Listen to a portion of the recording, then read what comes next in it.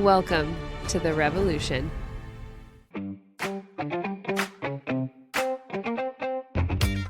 Welcome back to Between Pages and Friends, a book club podcast hosted by Con and Lauren, two besties who read a lot of books, and Jon and Kyle, their very sweet husbands who've agreed to read with them. I'm Con. I'm Kyle. I'm Jon. And I'm Lauren. Welcome to our fifth and final episode on Fourth Wing. We're discussing chapters 33 through 39, the end of the whole dang book. If you're new here, this is a book club style podcast, meaning that there will be no spoilers for future books. So this is a safe space to read along with us. We'd love for you to share this podcast with your book besties and or significant others as well, so you can enjoy this epic series together too. Additionally, this is your mild content warning. Fourth Wing is a new adult book, meaning it was written for audiences 18 and up. That being said, we will be discussing themes and quotes from this book that include death traps, creepy venom, and getting lost in Xaden Ryerson's eyes. If you're a fan of this episode, can't wait for the next, you can join us on Patreon. We have 2 membership tiers available for $5 or $10 a month. You can receive early ad-free access to new episodes along with delightful community of other book nerds, live events, a monthly book club, promo codes, merch discounts, bi-weekly D&D nights, and tons more. Lastly, the best way to support any podcast is by writing a review on Audible or Apple Podcasts. It only takes a moment and it makes a lasting impact, helping our show reach more book besties. Here's a recent 5-star review on Audible from our new bestie, Michelle Jo, titled My Favorite Podcast Hands Down. She says, I've been following Con and Lauren on Instagram for a while when Between Pages and Friends blew up, and I was ecstatic to see they started a podcast. Listening to them feels like you're hanging out with your book besties you've known for years. Each counterpart of BPNF brings their own unique perspective, and it's been exciting to watch their reach expand. They've gotten me through a few book hangovers, and they give the best book recommendations. Between Pages and Friends has something to offer for every book lover, and if you haven't checked them out yet, I highly suggest you give them a shot because you won't regret it. Michelle, that's amazing. Thank you so much. Thanks, Michelle. That's great. Wow. Before we dive in, I'd like to take a moment to say happy birthday to my incredible wife. You make every day brighter with your love, laughter, and unwavering support. So grateful to share a life with you and hope your day is as magical as the world you dream about. Here's to you. May your bonds be unbreakable, your destinies be epic, and your enemies forever quiver in your presence. Happy birthday. Happy birthday! Happy birthday! Thank you. That was amazing. That was so sweet. Thank you. Moving right along to today's pronunciation guide, referencing the audiobooks narrated by Rebecca Soler to highlight all new names and places mentioned in this chapter section. First up with places, we have El Tuval and Resen. For characters, we have Soleil, R.I.P., Sloane, Liam's little sister, Kieran, mentioned in passing in chapter 38, Serena, one of the 2 remaining Griffin flyers who survived Resen. For texts and excerpts, we have The Wyvern's Cry and The Origin from The Fables of the Baron, and then Navarre, an unedited history by Colonel Lewis Markham. For dragons, we have Fuel, which is Soleil's dragon, also R.I.P., and then Crod, Garrick's dragon, also known as Chad, according to Lauren. It looks like Chad. Oh my gosh. Typical Chad. That is incredible. It really does look like Chad. I know. Oh. Well, and Kyle's always thinking like Bodie sounds like it's like a college guy name. So now we got Bodie and Chad. That's amazing. The only Oh my dragon gosh. with frosted tips and shutter shades. Shades. What is this, 2008? Oh my gosh. That is incredible, Chad. That's great. All right. And lastly, for world building, we find out in this section that a group of dragons is called a riot, and their bonded are called riders. And then for griffins, a group of them is called a drift, and their bonded are called flyers. And that's all I have for the pronunciation guide today. So here's Jon with our final Fourth Wing chapter recap. Violet and Xaden are coming down from, well, you know. And it's chaos as everyone gets to formation. And we find out it's the freaking war games. The scenario, the wards are falling and multiple attacks are happening along the border, civilian casualties, infantry and rider deaths, etc., etc. As they prepare to leave, Xaden recruits Violet, Liam, and Imogen for his own squad. Dan gets all butthurt about it, tries to get her to stay with him and the squad. I wonder why. But no can-do'sville, baby doll. She goes with Xaden. What a reference. And Dane also learns that her and Xaden are a thing. Traveling to their outpost, Violet feels the moment they cross the wards. Taryn explains that magic is wilder and more free past the wards. They stop at a lake close to the outpost for the dragons to get some rest and to drink some water. Xaden leads Violet to a rock and starts a sensual massage, looking to finish what they started before the quote-unquote attack. Then someone shows up. Griffins and their flyers, apparently to meet Xaden and party because he greets her with a "you're early." Violet's clearly distraught and confused. They start talking about a shipment, and then they mention something that really makes her ears perk up. That venom attacked a village nearby and obliterated everything. Flyers take off, leaving the group. Violet notices that Xaden has put together an all-marked team. She starts to panic a little about Xaden lying to her, about Taryn and Andarna being complicit, and just what all this means. He tries to explain what's going on, that they're supplying weapons to the Flyers to help them fight the venom, and the only thing that kills the venom is the same thing that powers their wards, and that he's risking everything just by telling her all of this because of Dane and his signet.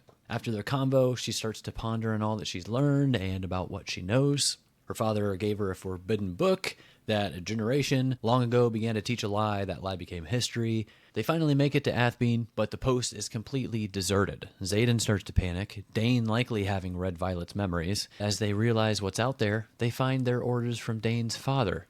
Survive if you can, prick. They've basically been sent there to die, knowing it was an all-marked team. Liam uses his signet to check out the trading post and the valley below. 4 Venom are going ham on the place. The Flyers are going to try and defend to try and give Xaden and the squad time to escape. They all decide to stay and fight. There's also a wyvern, multiple, actually, bad news. They head down into the village and attack. After some mayhem, Violet and Taryn are ordered to the mountainside to protect a mine entrance that the civilians are using to escape. A venom is attacking, trying to stop them. The venom is channeling, creating a radius of power, and when a civilian gets caught inside, he basically disintegrates. And before Violet can warn her, Soleil and her dragon cross the threshold and meet the same fate. R.I.P. More wyverns take flight from the valley. Violet takes out a copper wyvern after a few attempts with her lightning. Liam kills a Venian. Pretty dope. Liam and Day save Taryn from being flanked. Liam being thrown onto the back of Taryn. Violet helping him to hang on. Day and the wyvern are battling, but Day is losing. They do what they can, but ultimately the wyvern has a death grip on Day and they plummet to the ground. Day is gone. Liam has only minutes left. Xaden finally arrives on the scene. Dozens of wyvern fill the sky, and Violet is pretty much their only hope of surviving. She finds the violence within herself, and her and Taryn take flight. But before they can get far, a wyvern slams into their flank, and a venom makes it onto Taryn's back. Violet has to unseat and kill it, or else it's going to kill them. But it's incredibly fast and powerful. It gets a blow in, stabbing Violet with a poison dagger. Xaden provides some cover with his shadows. Violet uses it to flank behind the venom and kill it. Several wyvern drop out of the sky as a result. Liam's final words echo in her mind. Kill the Flyers, the venom, and the wyvern they created will fall too. It's their only hope. Violet has Xaden bring down his shadows as they search the wyverns for the Flyer. When they do, Violet pushes her power to the max at Taryn's behest and uses some of Andarna's time freeze in the process, using it to guide the lightning and destroy the venom atop its wyvern. As it slides off its mount, Xaden saves Violet from the 4th and final venom flanking her and Taryn, right as she topples off Taryn exhausted and suffering from the unknown poison. Violet is slowly dying. Xaden mentions someone close by who is their only chance. After some time later, Violet awakes up in Arisha, being rebuilt, by the way. It takes her memory a second to catch up, and when it does, she's a bit cold and calculated towards Xaden, but willing to listen. And then she comes face to face with someone she thought dead, and who saved her, her long-lost brother, Brennan. Good job, John. Amazing as always. Whoa. Thanks. Wow. Wow. Wow. Well, Chapter Right. 33. Whew. Let's talk about it. yeah, chapter 33 coming right out of the hot and heavy 32. That's right. Violet's like, we gotta hurry up, and then she drops to her knees, and I was like, whoa. And she located the missing dagger, and I went, oh, okay, well, it's time to get out of here. You thought they were Guess going to we're hurry just up gonna- and finish real quick? I don't know, man. I put these They were notes going in, for 5. I put these notes in mostly as a joke, but then I forgot to get rid of them before you guys saw them. So they're here. I love it. I'm here for it. Well, my first note from this section was whenever Xaden gives his coat to Violet and says, I can't stand the thought of you being cold. He's so in love. So Xaden. cute. Yes. I highlighted that too.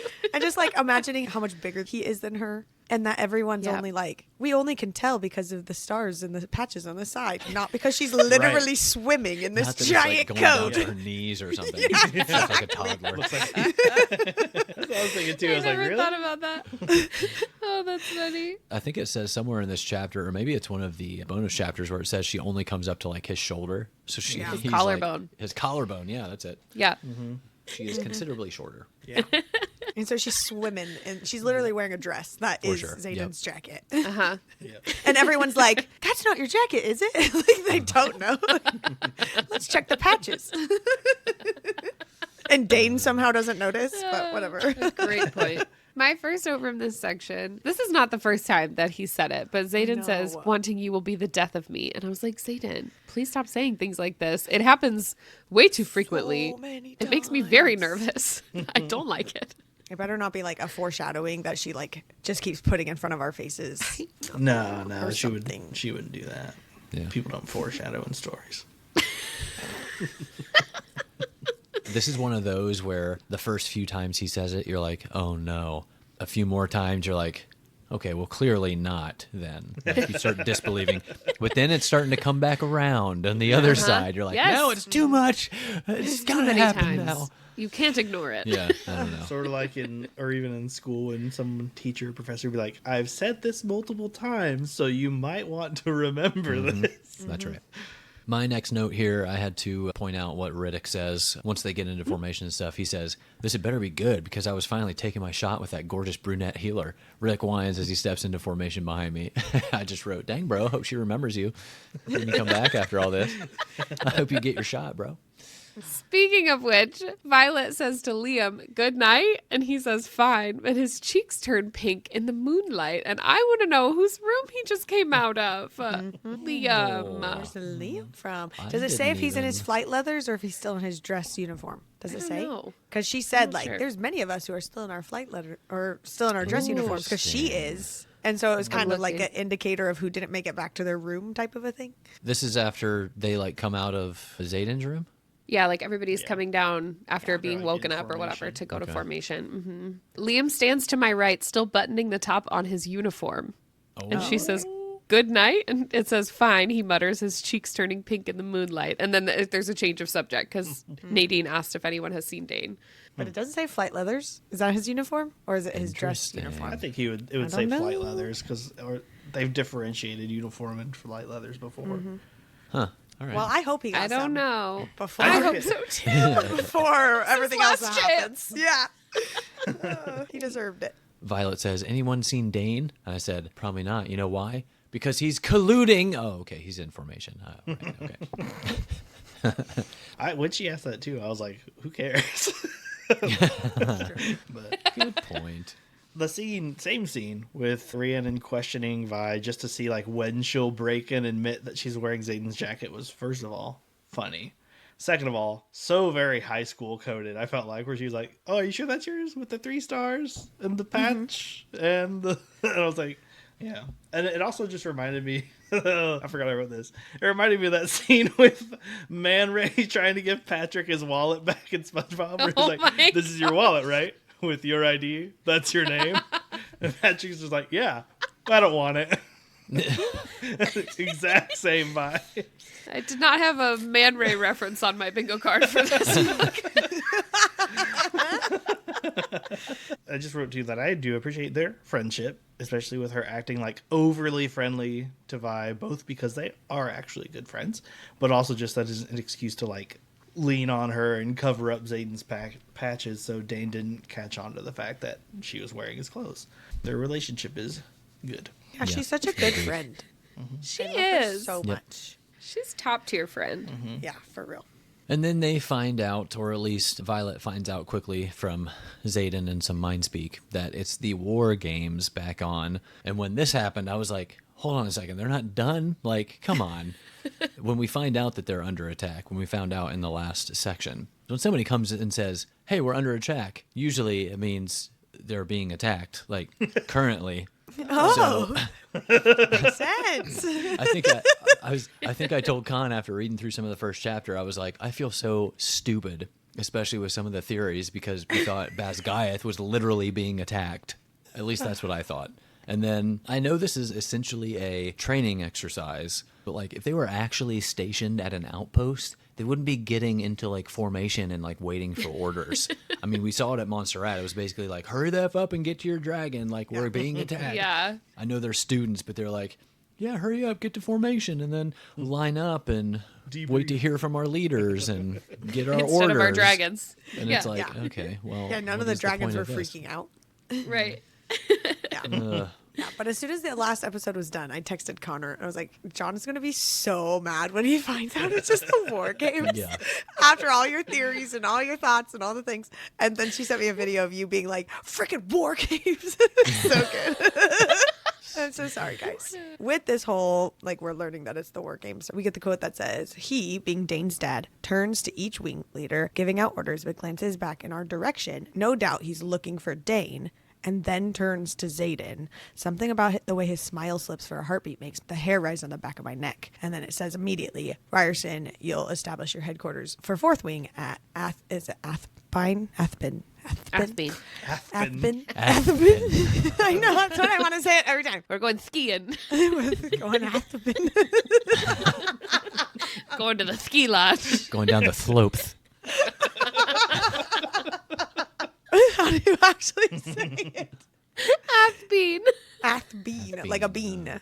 Like an athbean, you know. Oh, yeah. Got it. Love those. No, but for real, my note here was just Dane in all capitals and then just like ugh with a bunch of GH. Yep.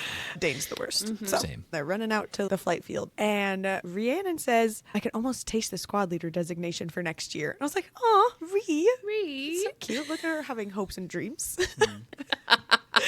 Go, girl. Her. Careful. I know. Yeah, too high. Oh, no. Too close to the sun. Guys.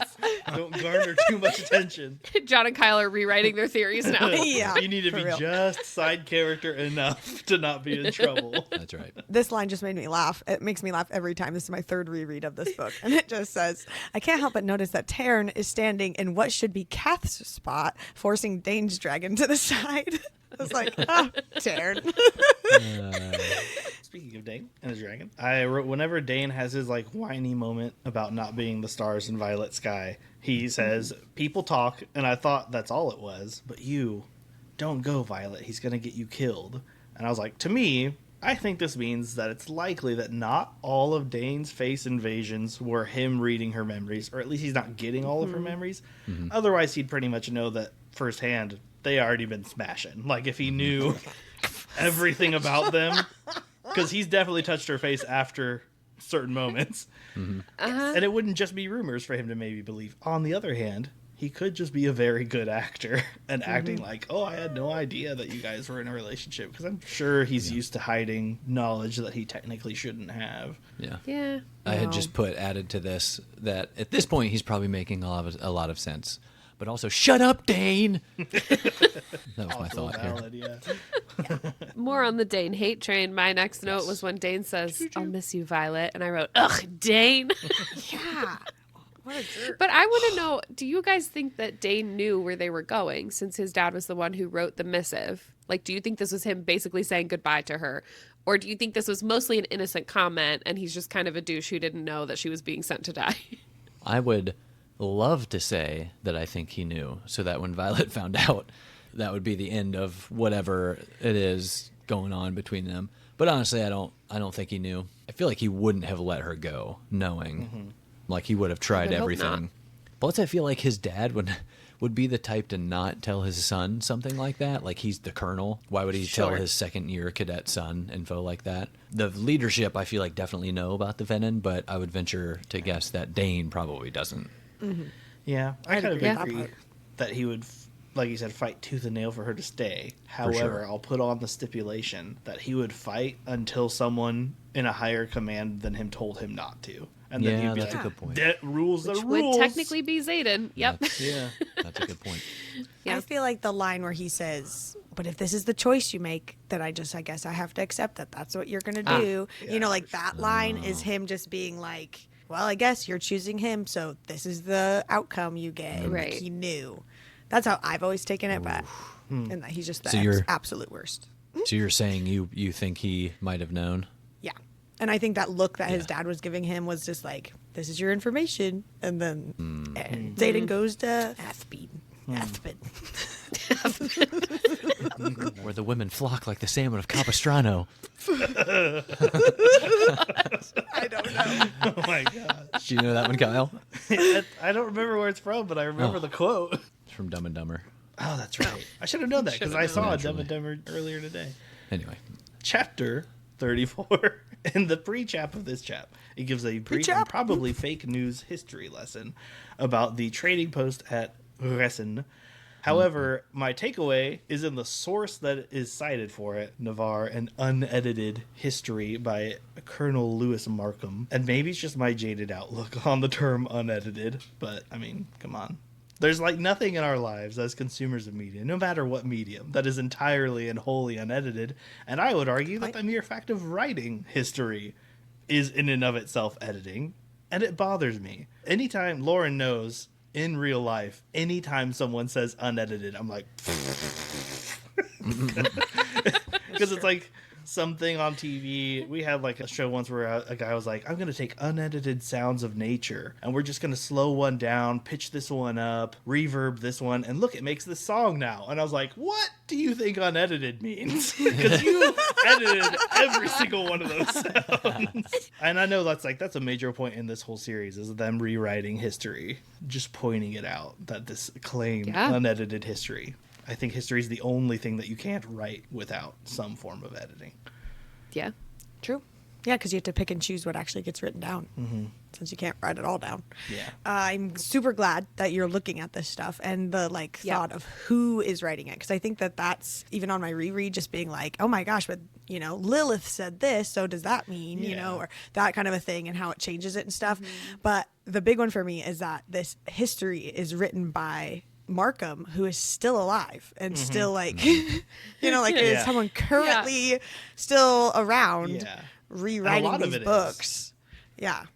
A lot of the citations are anyway. Well, not just by him, but like other alive names and professors and whoever else we know. That's Guide to the Writer's Quadrant that's been around for literally a bajillion years. But here's the here's the new one. Considering the book itself, like Jasenia, like she's in the story that she's writing. So unless it's some like we named you after your great great grandmother at the very end or something. But oh yeah. Oh, that's interesting. But I've also tried to it's hard to do because you don't really see much of the professors and staff, but I've tried to pick which ones I think are more trustworthy, and there just are none right now. I think we touched on it a little bit last episode, but they're either explicitly doing these things or complicit in the happenings, they're just allowing it to happen. Because at first I want to believe, the guy who's leading the scribes is probably... But I'm like, well, I mean, he's letting all of this history be rewritten, so he can't be that great. Right. Yeah. Yeah. And assumedly destroying the history so that no one can find it or whatever. Yeah. It's interesting to think about that, too, because, if her dad knew about this, this information is still known to some degree in the generation that we're reading. If he's the only one who has that book, depending on where that book came from, since it's been so long since the history has been rewritten, who actually knows that it's been rewritten now? Well, it's interesting too because that book is written as fables. So technically that is a rewritten account that maybe he was using to prove this is true, or hiding hints to say that it's true in it. But it would be interesting to have some sort of a double bluff scenario where they changed history, and right now we're thinking that's awful of them, and then we find out why they did it, and later on we'll be like, oh well, maybe it was for the better. Yeah. It's going to be interesting. Yeah. Well, and with Fen Ryerson and the whole rebellion and them all getting killed, and so some of these other adults might just be literally afraid for their lives. If they speak out, then they're just going to get killed. Yeah. So they'd be accused and executed. Yeah. Yeah. In terms of the humans, yes, they are doing these awful things. But in terms of who actually has the power to do the execution part of that, the dragons are pretty much in charge. They will, in the end, decide who they want to kill. They lived much longer than any of these humans and assumedly know what's actually happening. Mm-hmm. So if anybody's complicit in this happening, I would have to say it's them. I could see that. They could easily be the ones, when someone speaks up against this rewritten history, that the dragons could be like, oh yeah, can't have that. Yeah. Boom, roasted.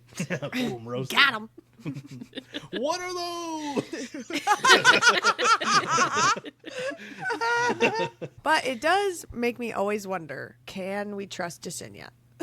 Yeah. Assumedly she's writing this book, but like she's also a scribe, and I want to like believe that what I'm reading isn't just like made up. And then like another book comes out and it's just like, haha, everything you just read and theorized for the last several years is fake. Here's the real stuff. Like, cool. Thanks. Yeah. Thanks, Or Rebecca. like the author changes, like the last book isn't by Jasenia or something. What position does she currently hold? Does it say? And she's a first year, right? Or Jasenia? Yeah, think so. yeah, she would be a cadet, I think, technically. She's listed as the curator at the curator beginning of the book, and I'm quadrant. not sure, like, It's interesting because you would think that if something happened that was so radical that they would now have a modern language that's not Navarian anymore, that maybe Basgiath wouldn't be point. standing anymore. But if she's the curator of the scribe quadrant, why? got her. if she's the curator of the quadrant, then obviously that's still a thing. It's still Yeah. around, and she's documenting this, for But does something it similar. say so. of the quadrant at Basgiath, or is it just? I think it says at Basgiath War College, but I'm not sure. Maybe she's me writing check. it all down as the archives finally fall around her as some last written testament of a fallen nation. So someone will find it someday And they be go like, this, for 5. this is what happened here. That's the main thing too, is like, why is she writing the sex scenes if she's making like, I mean, maybe they're just like, no, we have to write everything unedited now, so do it. hilarious. Because she's transcribing, and that means you could be doing it from writing or speech. So someone could be there telling her what happens instead of her just That's like... true. Violet and Jasenia Yeah. are friends, so she could just be like, Yeah. and girl, let me tell you about it in his room. Well, and Xaden would have to be there too, because... His POV. His POV. Mm-hmm. He'd either have to be there in person or journal form. I don't know, Xaden doesn't seem like a journaler to me, but who knows? It does say the following text has been faithfully transcribed from Navarian into the modern language by Jasenia Neilworth, curator of the Scribe Quadrant at Basgiath War College. I don't know. But So- who knows Right then. what's true anyway, so... Yeah. She could be the shift manager at Wendy's by now. Hey, at least she's a manager. Hey, looking up that ladder. Oh my gosh. All right. Next few comments here. Khan confirmed it in the pronunciation guide, but a riot is what they call of a group of dragons, and I just thought that was pretty cool. And then from Violet's point of view, I wonder if it's something they all feel, this wrongness in the air that has the hairs on the back of my neck standing on end. And I was like, I feel like they're going to get ambushed here. Not quite accurate. It was like kind of, it was like half accurate. I don't know. And then, oh yes, this sentence. When she was thinking about Xaden, and she said, at what point is this constant craving for him going to be assuaged? And I just thought, the word usage, like, yes, I love a good word, you know what I mean? Like, come on. Bring the good word. Yeah, that's right. The good word. And then right before the griffins show up here, in Violet's POV, it says, my heart pounds so hard, it sounds like wing beats in my ears. There's 1,000 of these in book 1, but like rereading, you know what's about to happen. You know there are griffins flying in at this moment. And that's just, it's so sneaky of her, Rebecca. I know, but it like kind of freaks me out a little bit. They're so into each other and they're so attracted to each other, which don't get me Yeah, wrong, they I'm are. totally here for. But like that they didn't notice this right away. They're Yeah. trained for all of these things, but they're just so into each other that they miss that this entire, what is it called, a drift of griffins show up. Like that's a little scary for them. Scary. See, I feel like more forgivable for her than Xaden, because Oh, I agree. she's probably not heard a drift of griffins before. Otherwise, she'd be like, wow, my heartbeat sounds like a bunch of griffins are about 50 yards out. It is weird that like the wings are coming from 45. far away, but she's like, 40. oh, it sounds like it's right here. Gosh, they're getting close. But yeah, Zayden, I feel like, should be like, oh, that's Griffin's. Especially with all his shadows that tell him everything. Yeah. And then Zayden says, I've been yours for longer than you could ever imagine. And I don't know, this one, I had to highlight this because I just thought this is eerily suspicious. I don't know. Maybe he's just being like, because hasn't he said something like this before? It just gives me like he knows something from a long time ago or something. I don't know. It's just weird. I see what you're saying. Yeah. He's got secrets. I just thought. That's his whole thing is secrets, secrets. But this whole scene with them landing here and the dragon's going to get a drink and stuff, and he like holds her hand and they go over to the rocks and gives her a little massage, and they're just all snuggly and cute and whatever. It is honestly one of the most adorable scenes between the two of them with how much, I know I just said this is dangerous, but like at the same time, either one of them was denying it the whole entire time. And it's like the enemies have finally become lovers, because even after the first time they like got together, then they like didn't hang out for another couple months. So it's like we're finally here, we're finally happy maybe, and I just love them. And then of course, you know, drama and stuff in it. But for this one tiny little moment, it's really cute. And I'm just so happy for them. Would you say this is enemies to lovers? Yeah. I never once felt like they were enemies. Like they sort of both outwardly were like, oh, you jerk, you hot jerk. Yeah, that's what enemies to lovers is, Kyle. No, but that's not an enemy thing. They never once actually tried anything against each other. And what we learn in the bonus chapters, spoiler, he liked her from the beginning. There was never animosity between them. She thought he was hot. He thought she was hot. And the only thing separating them was he's the son of the rebel. She's the daughter of the person who killed the rebels. And wing leader cadet drama. There was never any like, I'm gonna get you. It was, I'm gonna get you. I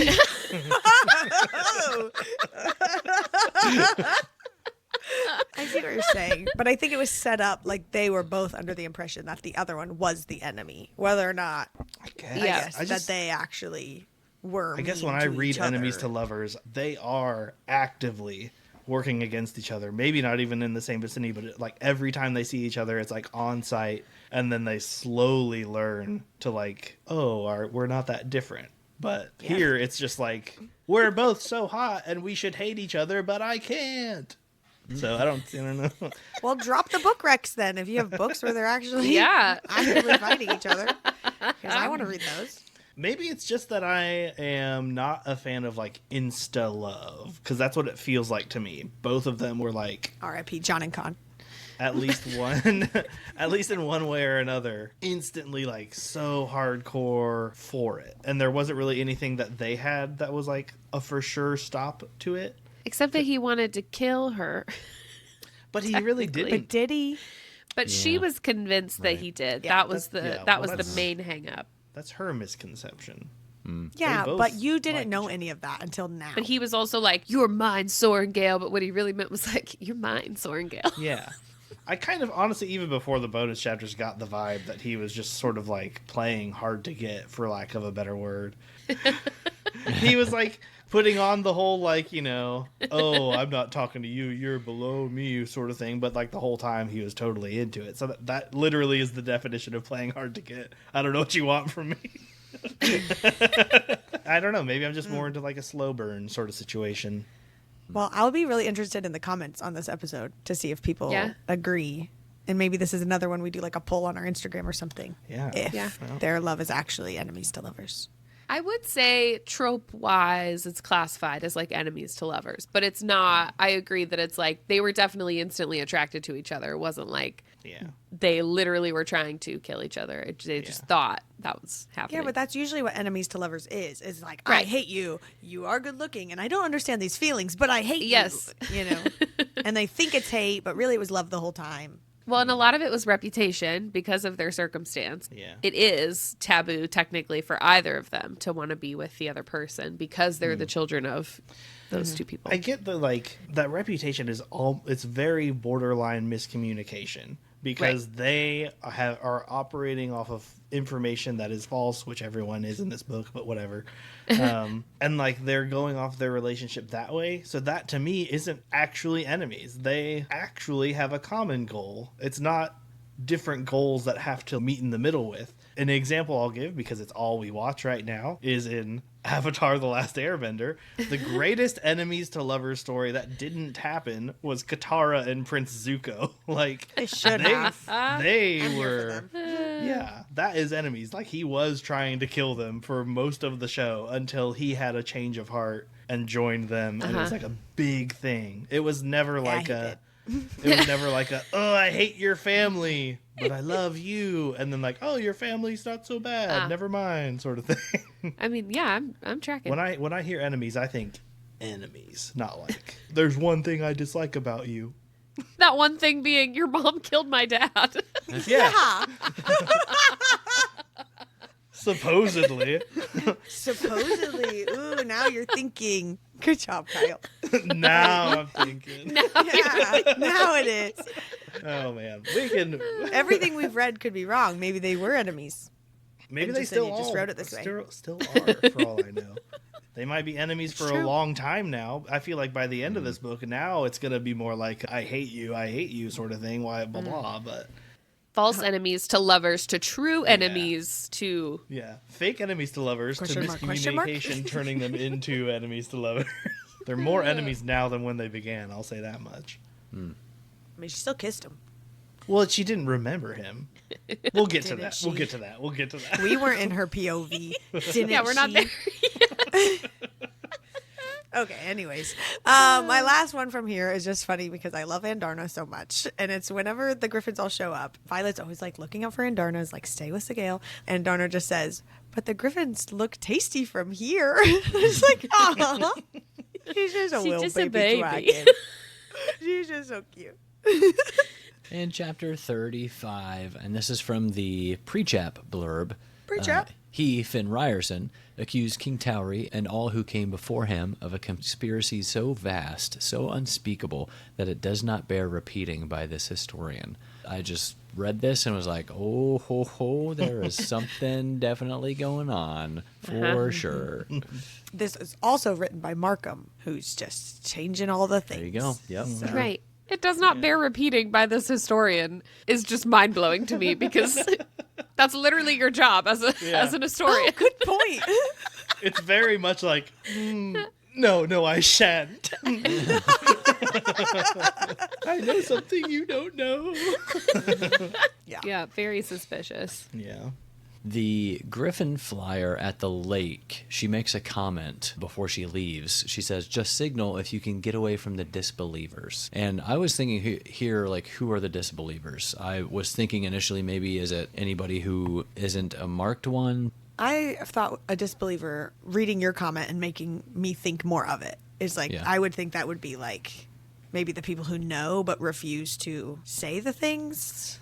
Assumedly like Markham or maybe even Lilith, since she had the dagger on her desk or whatever. But like, is she saying this at Violet? Since she's the one that's there and they're kind of talking about, but is it fair to call her a disbeliever when she literally doesn't even know? Like, Yeah. she doesn't believe anything because she doesn't know anything. Like, Right. so, I don't know. Yeah. So this is when they're talking about the shipments.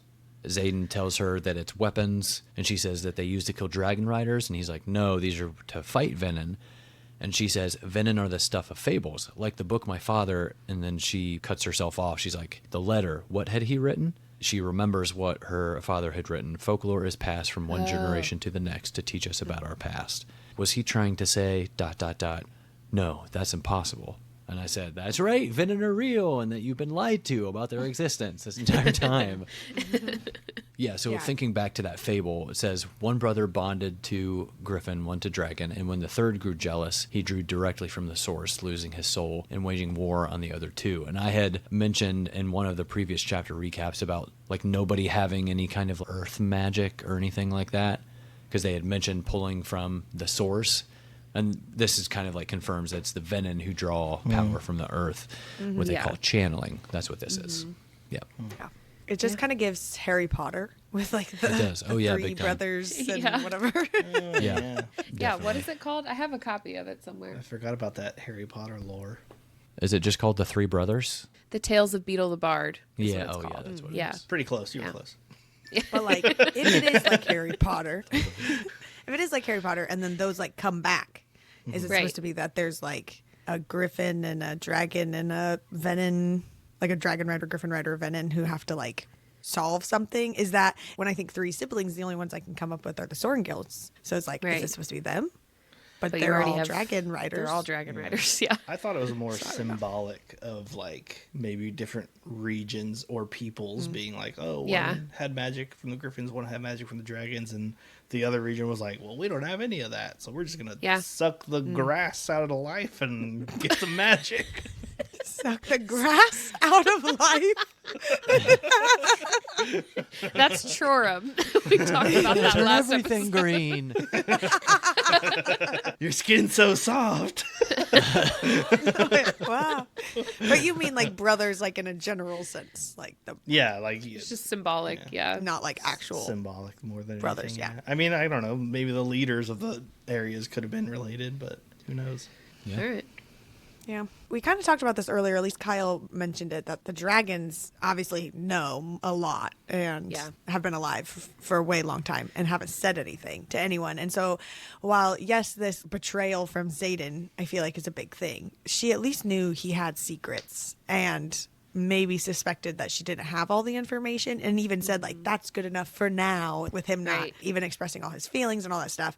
But knowing that Taryn and Andarna had lied to her this whole time and then she just kind of seemingly forgives them and moves on, that feels like a bigger betrayal to me than maybe. Yeah. Because also she's literally, they're in her head. They know all of Yeah. her feelings and emotions and they're keeping so much from her. Yeah. It's like a big deal. I But feel like maybe in this way, I might say that one of Violet's faults is being too trusting of people. Because, I mean, like, they did have their secrets when they had the Empyrean meeting, but, like, I feel like she almost assumes everyone's okay. We sort of see that later, even with Dane, like, assuming, like, oh, you know, he would never do anything to hurt me or Right. whatever. That might be a fault with her. We see grow later of, like, being too trusting people. Or maybe it stops now that she's been betrayed so much, and she'll be like, oh, I'm not trusting anyone that deeply since. Yeah. But you would think that with everything that her father knew, that he would try to instill in her something about question the information that you're given. yeah, it's a good point. He doesn't have to outright tell her, you know, everything, but at least to say, like, cite your sources, you know, question what people tell you. Don't take it at whatever they say. But, Yeah, but what a Yeah. like as a father, what a dangerous line yeah. Right. to like be between of like telling my kid everything and they potentially being executed. Mm-hmm. Also not wanting to lie to them. Like I want them to know the truth. And Yeah. like he said at one point, like you'll make the right decision or whatever he said in his little Right. letter. But Also, like, she was pretty young whenever I don't remember, did he die? Or it was was he, like, just 5 years ago Yeah. when Brennan died. And then it was 2 years later that the dad died, right? still 5 years ago, So 3 years ago, 3 years ago? Okay, never mind. Then she wasn't that young. right? Because Brennan 3 or was 5 years ago. I thought it was 6 years ago that was Brennan. Because then- Julianne is 6. Oh, yeah, yeah. No, wait, that doesn't make sense. Those aren't the same thing. Yeah, we said that Xaden was 6 or 14 or whatever, and it's 6 years later Yeah. when it happened. But I don't know if Brennan's death was at the same time as like Fenn's. I was equating those in my head, but I don't know if that was the same I time. would think it would be a little earlier. I 'cause thought that it was before part it of all that ended, war right? and that battle and stuff. Maybe it was.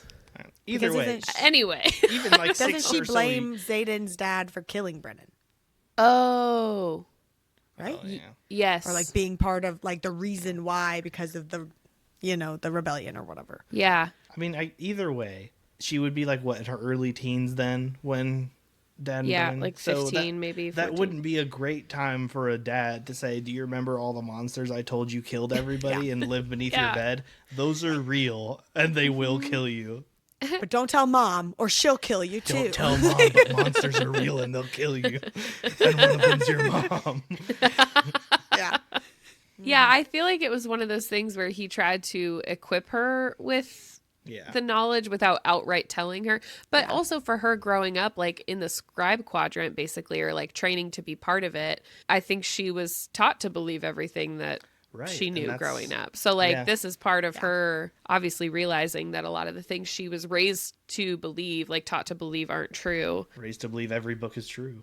Yeah. So I don't know. I think this is kind of the start of maybe her starting to question more after being told not to question stuff for so long.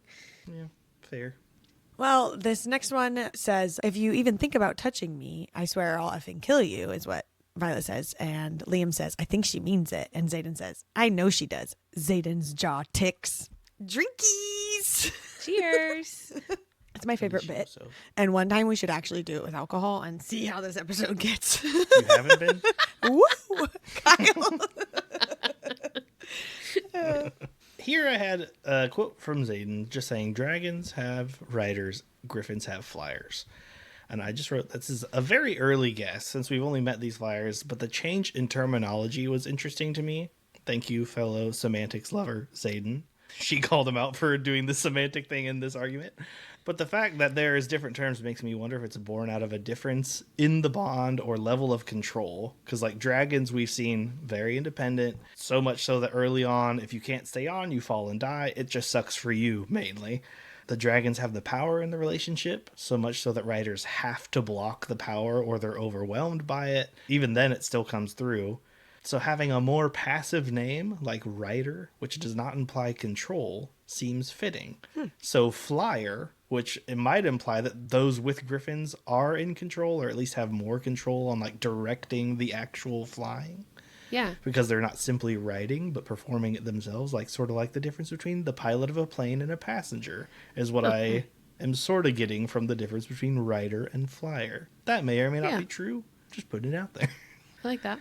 Another quote from Zayden. He said, because the only thing that kills venom is the very thing powering our wards. And if I'm remembering correctly, he was referring to the veil, because I think they said that's where all the ward magic comes from. Something there powers the wards, but could also be used to kill the venom, which is why the wards are there to begin with, assumedly.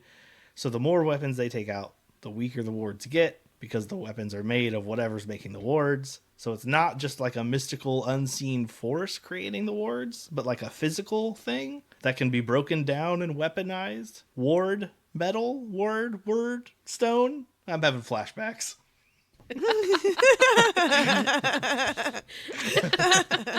By the word. I really like this line from Papa Sorengale where it says, the truth rarely needs effort. I just really like that. I feel like that is a good line to keep with you in even real life. From Zayden when he says, lies are comforting, but the truth is painful. Some life lessons today with Zayden and Papa Sorengale. Yeah. Some good ones Zayden to would know remember. a lot about comforting lies, wouldn't he, Vi? Ooh, snap. Got him. Roasted. Violet, soon after that, sort of talking about Dane reading her mind, is arguing to Zayden, well, maybe he would continue to respect my boundaries and never look in the first place. And I was like, continue to respect your boundaries? Girl, when did he start? Like, he's all over you. For real. Don't you know Like every when he's chance like he gets? holding her so tight and Yeah. kisses her without permission and all the things. Gross. And kisses her Worst. poorly at that. Yeah. Yeah. If you're going to do it right.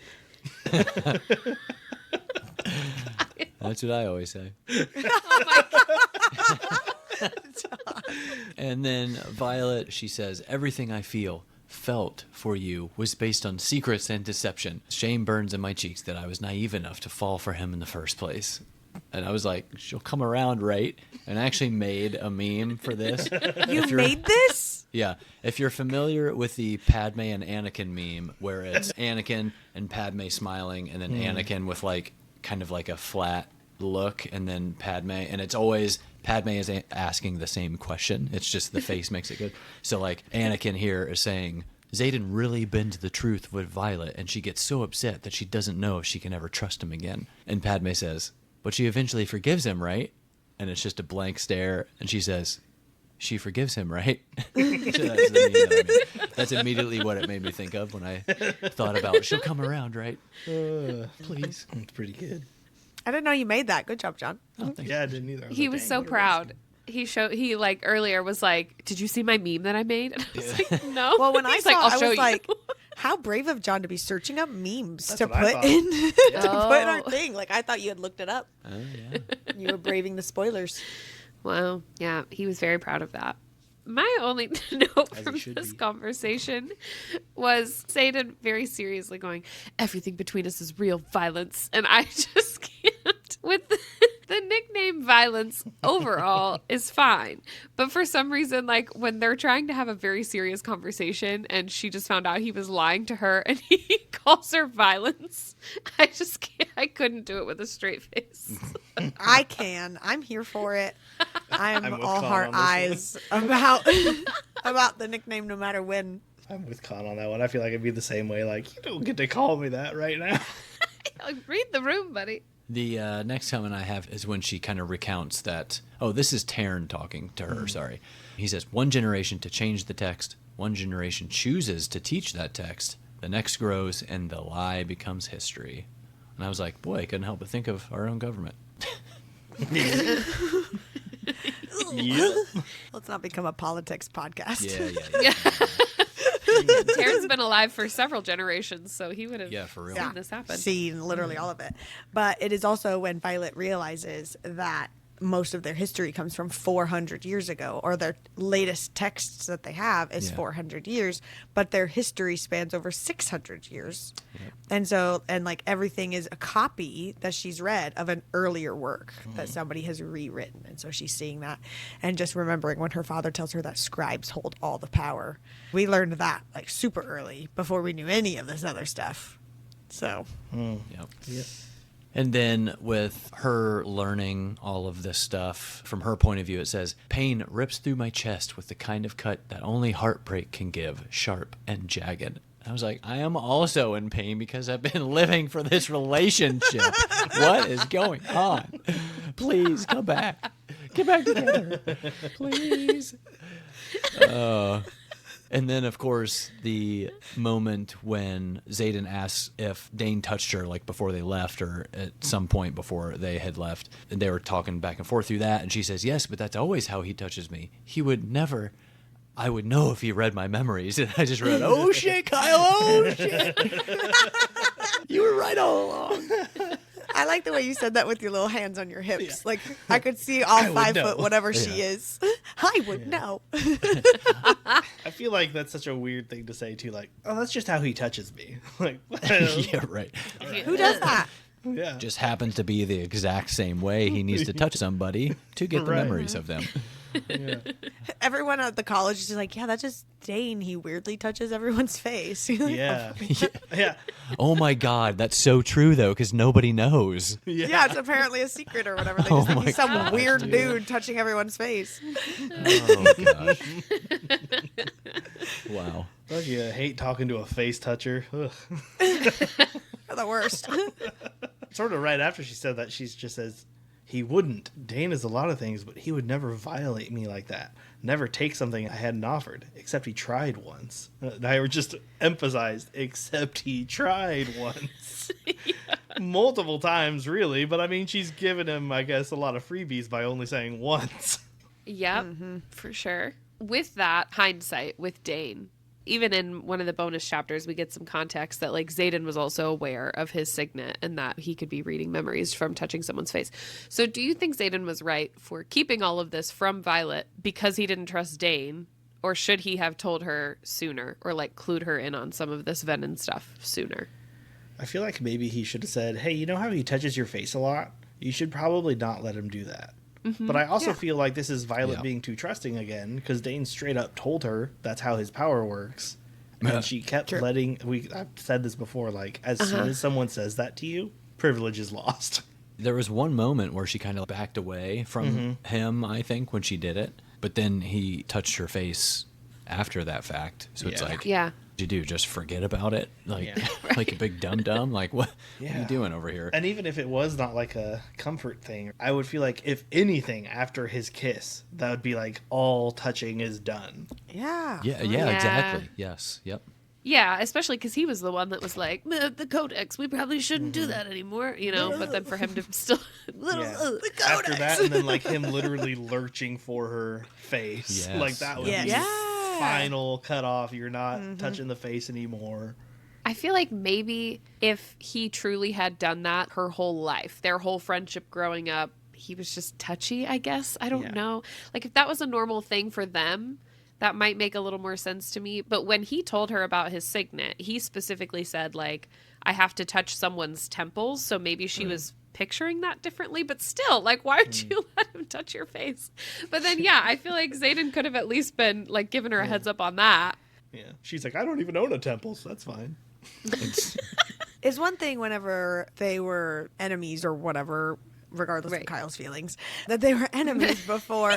But like once they like got together even the first time and then obviously had a couple months of whatever, you would think Yeah. he would at least out of common courtesy care a little bit. Like we know that he loved her, but like, Yeah.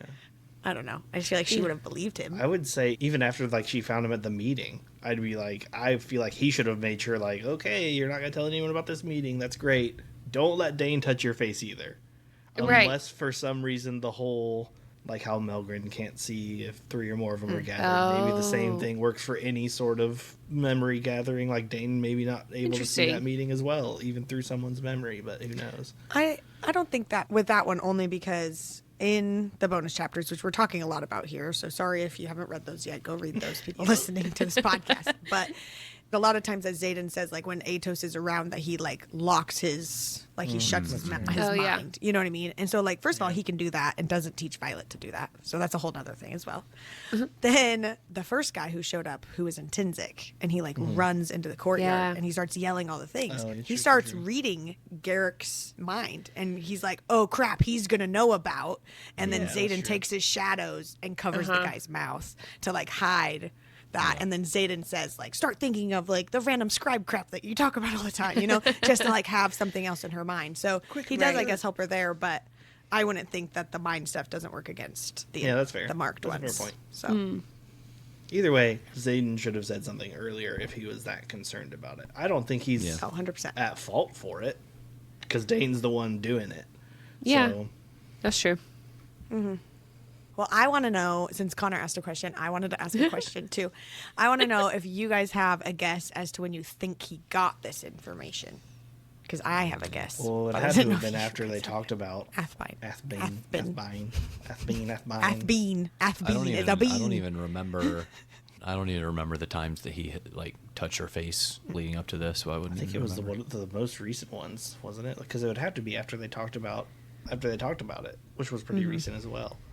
My guess is that it was at the party, the fancy party, because it was like she was talking to the king and to her mom and to General Melgren. And then they were like, let's go talk to Dane. And they walk over there, and then Dane immediately comes back over and cups her face and then like is like, you should leave. And you guys were all in that episode like, oh, isn't he just the best? He just let her leave. And I was like, no, guys, this is the moment when that's my guess is when it happened, because he just talked to the people in charge. And maybe they gave him some sort of like, Yikes. you know, this guy's so loyal and he's going to help us out, you know, like whatever that conversation was, that he would come over and then take that information. Yeah. That's my guess. Dane.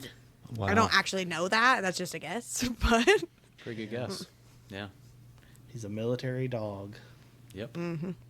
My last note here just was I highlighted the last line from the chapter, which was, we've been sent here to die. And I was like, man, Rebecca really knows how to end a chapter. yep. Strong ending. It's a good one. Our Fourth Wing episodes are brought to you by Mood Reader Candles. We're so excited about this sponsorship because we love Mood Reader Candles. Yeah, we They are do. made with 100% soy wax and no harsh chemicals. Mood Reader candles are the perfect way to start any reading session. And they've got a new collection of fantasy-inspired candles with names like Wing Leader, Skybound, and Dragon Bond.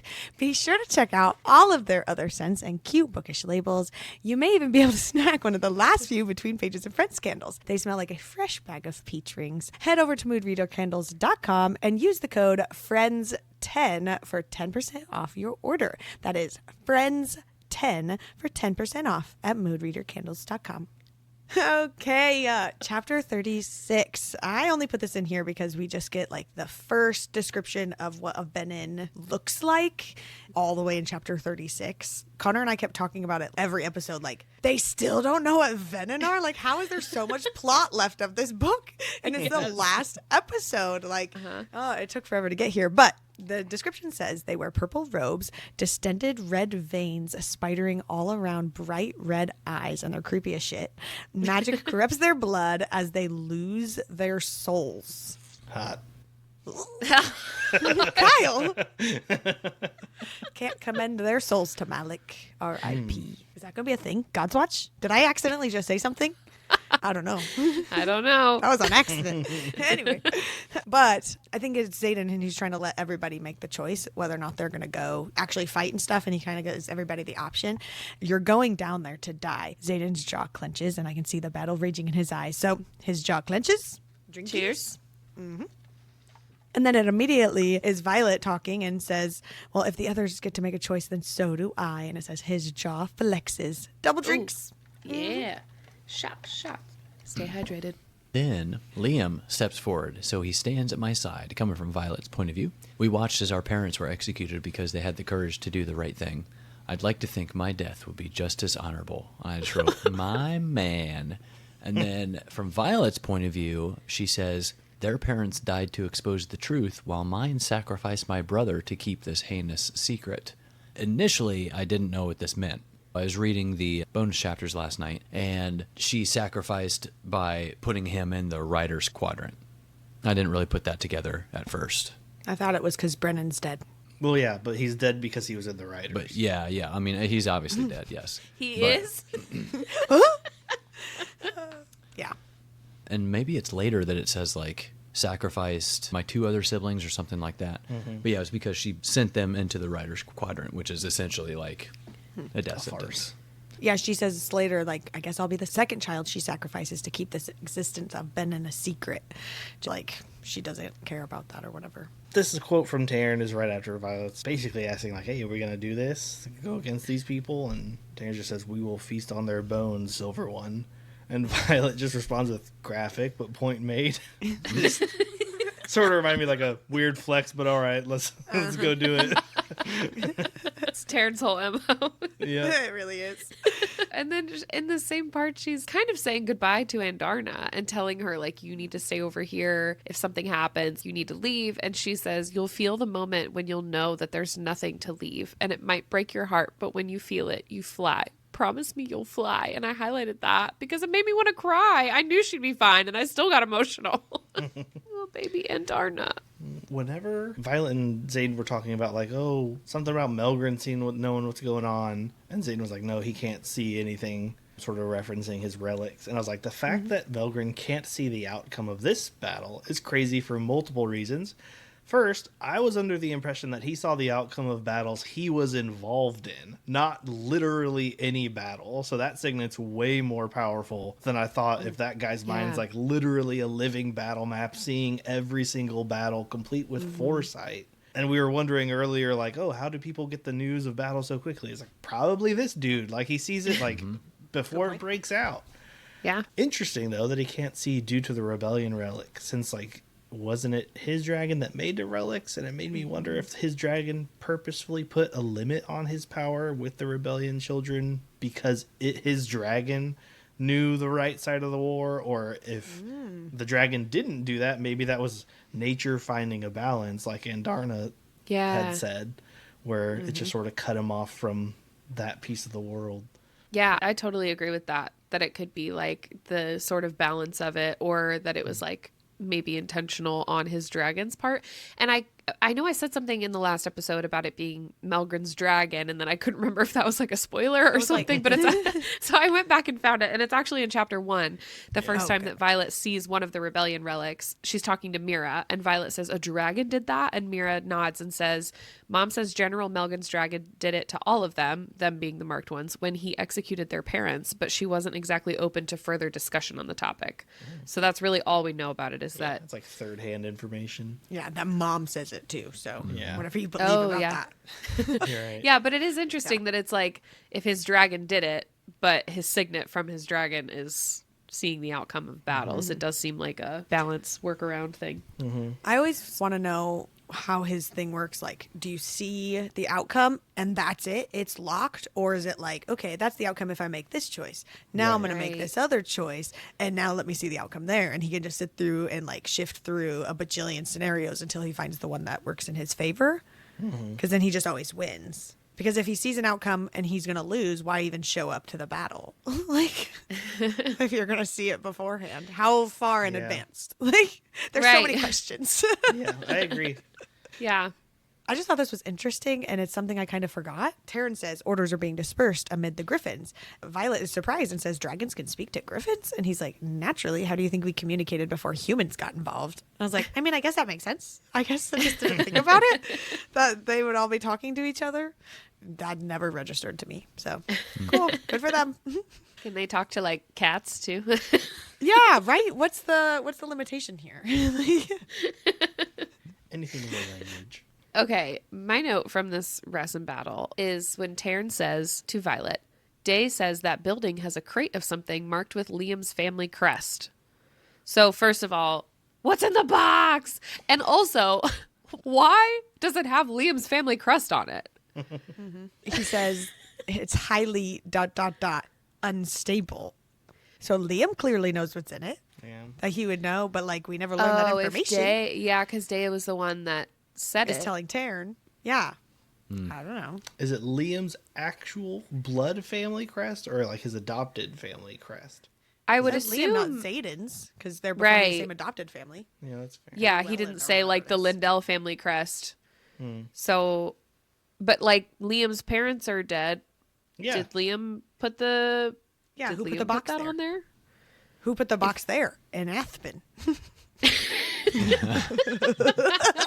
It's gonna be a thing all episode. Dear, I think can't we wait. left our dynamite in Aspen. So that's my question that we don't have an answer to. Well, my big question that we never get an answer to is this whole paragraph here that literally blows up the entire internet. Like, I don't know that anybody knows the answer to this, as far as I know. Taryn puts us into position, hovering about 20 feet above ground as Liam flies for the griffins above us, wielding spears of ice into the injured wyvern's throat. Blood streams from the wyvern's fall, and it falls from the sky with an ear-piercing cry. So the question here is, how is Liam wielding ice? Because his signet is Farsight, but it says that he's wielding ice. This did blow up the internet. I don't know. Is it like... Maybe. all the questions are like, is it a typo? Is it like, what's going on here? I don't know. And then Liam dies. I don't think we ever get an answer, maybe. I don't know. Oh, yeah. Well, yeah. But also, I'm pretty sure Day means ice. Does the names of the dragons matter? Well, Taryn means thunder. Well, now I want to go look at every single dragon, what their names mean. I didn't go over their name meanings when they first popped up because some of them seemed kind of spoilery with their signets, like if Taryn was thunder, and Andarna Yeah. means like the second honor. Yeah. I So looked it's up some of their Sigale. names because I like looking up character names. Sigale, I think, means shadow. Yeah, literally don't. Not on Google. I look up their meanings on like a name meaning thing that I have. I still feel like if it's going to end up being spoilery for some, don't do it. Well, it may or may not be.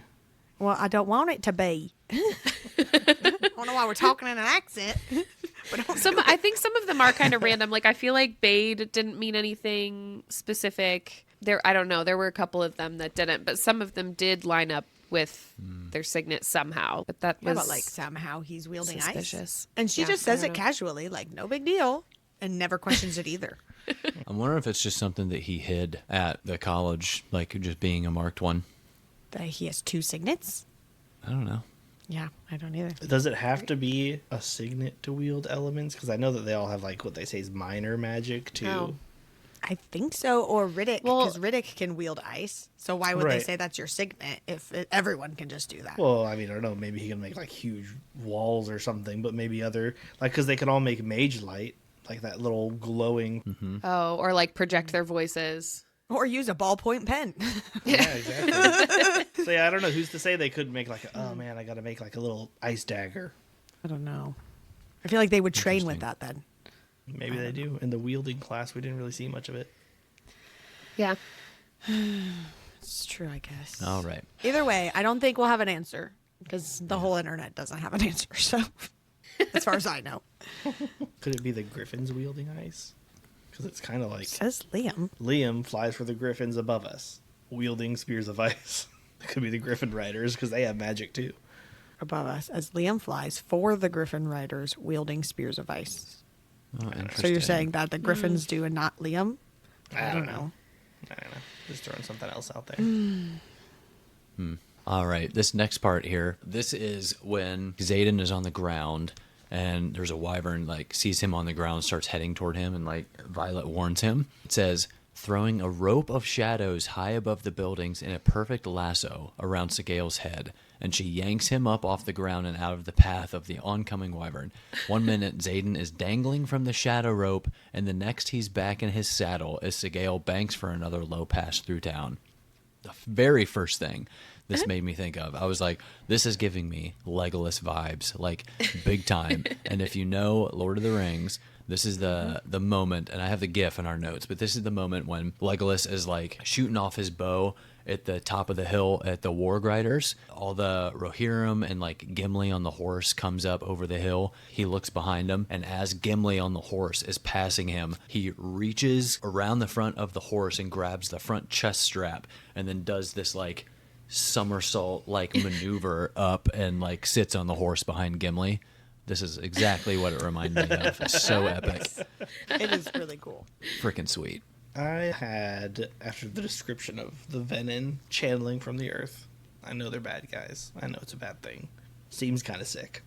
The earth just drains of life around them, and including someone walking up to them just dead. I was like, that's pretty cool, though. Like, I could see why some people wanted to do it. As an introvert, you just want no one to come around you in like a radius. So just set up your little space. We get a pretty sweet kill here from Liam. It says, but Liam is brutally fast and slits the Venom's throat with sickening precision. And I was like, oh shit, Liam, my Liam. He does it. He gets in there and gets it done. At first, I thought you meant Liam dying. No. We get a pretty sweet kill from Liam. That's No. what I thought. Like, oh no. Oh my goodness. But speaking of that, I know. one of the last things that he says to Violet is, no matter what you think of me for keeping secrets, we're friends, Violet. At this point, I was like maybe holding out hope, but I was like, oh no, could this be it? I think this is it. And it is. Unfortunately, for our boy Liam. So sad. My boy. I love him so much. My boy. No more dimples. Violet, he tells Violet, like, at Parapet, you have to take care of my sister. Just promise me you'll take care of Sloane. So first of all, we learn his sister's name. But also, like, how awful. Like, they haven't seen each other since, assumedly, this rebellion, because they got separated into different foster homes. And he's just been waiting for this specific moment to get to see her. And it's literally, like, in a month or something. Like, it's really soon. And then he dies instead. So it's just not fair. Not fair to him, not fair to Sloane. Liam is perfect, and he should never go. Did you see the clip? You probably not. I did there have see been the some, clip. Yeah, there have been some interview clips of Rebecca Yarros going around because as we're recording this, Onyx Storm has just come out. Someone asked why she killed off Liam, or if she was anticipating that would be such a big deal in the fandom, and she was like, "Well, he was like a perfect character. There was nowhere he could grow, so he had to die." She said that she picked him from the beginning Yes. and wrote him perfect because she knew he was going to die, and he had no character growth because he was already perfect. I could see Wow. Yeah. And that's why it hurt so bad, because he was perfect and amazing. He's perfect. Oh yeah. So this is my debut on the cry counter for Fourth Wing. I was sobbing through this entire section. This is my fourth time reading this book, and I cry every time. His dragon, Day, has already died, and now Liam's starting to die. And in Violet's POV, she says, he's fine. He's physically perfectly fine. And yet I'm watching him slip away, and that's where I really lost it. And there's another line later that got me too, but It's really sad. Whenever Violet says, "Thank you for being my shadow. Thank you for being my friend." And this is where I cried hardcore. First of all, I cried through most of this, but this was the moment that it was like, I'm full on sobbing at this point. And this is my third time rereading it, so it's getting me there too, Connor.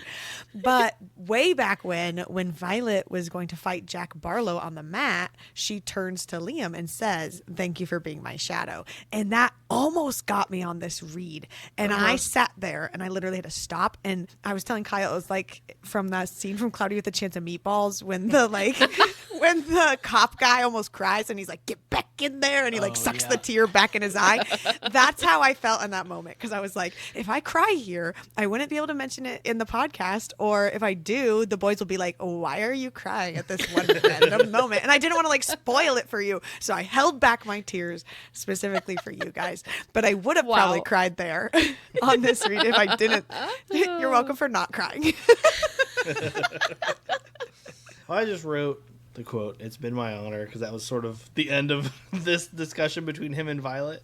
And I just wrote, it really does suck that their lives are tied to their dragons. I know I questioned how accurate that was earlier, because I was like, that's just what we're told, and they've lied about a lot of other stuff. But I guess this answers it. Totally true. Also lends a little more to my rider versus flyer statement, where they're very dependent, just passengers on this dragon's life. But also called it. Sorry, Dimples. Yes, you did. Not the dimples. I will just say, though, that Connor and I have a lot of notes from when we read through this book together. And you guys called it later than I called it the first time. Oh. Oh, when did you call it? I think it was the Brennan one that I called earlier, wasn't it? I was like, we You literally did call called Brennan Liam's first super conversation. I called Brennan super early, and it was earlier than Kyle did. That's the one I did. The only reason I called Brennan so late on the podcast was because I texted John after we finished the first episode, "Oh, I don't think Brennan's dead," and I had to wait to mention it. No, but I still think it was that. But I had looked up specifically when did I call it, and it was earlier than you, and I was proud of myself. Right. I did it. You did call Liam too, but it wasn't quite as early. Yeah. But yeah, you did. So. And the whole Brennan thing went right over my head on my first read, because I was really just reading it for the vibes. Fair enough. I was shocked. The next part that always makes me cry too. This was all one cry, really, but this just got me going all over again. When Xaden comes to say goodbye to Liam, and he carries Liam to Day so he could be with Day. I just can't. That's going to make me cry right now. It made me so sad. Well, I want to know what their conversation was, because it was clear that they talked for a while. And obviously, Xaden comes back and tells Violet, Dane told me to, or Dane, oh my God, Liam told me to tell you, whatever. But there was obviously more conversation there. Yeah. And I just want to know what that was. He's probably leaning down in his ear saying, "Is she looking over here right now?" Stop. And Liam was like, "Yeah, bro, she's totally into you." As he's dying. Oh my God.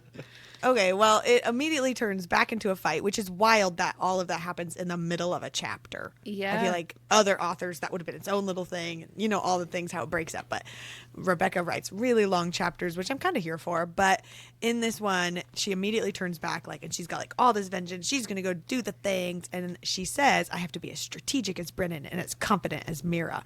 And while reading, I just love statements like this, where a character says, "I have to be this like this person and that like this other person," and all these things about other people.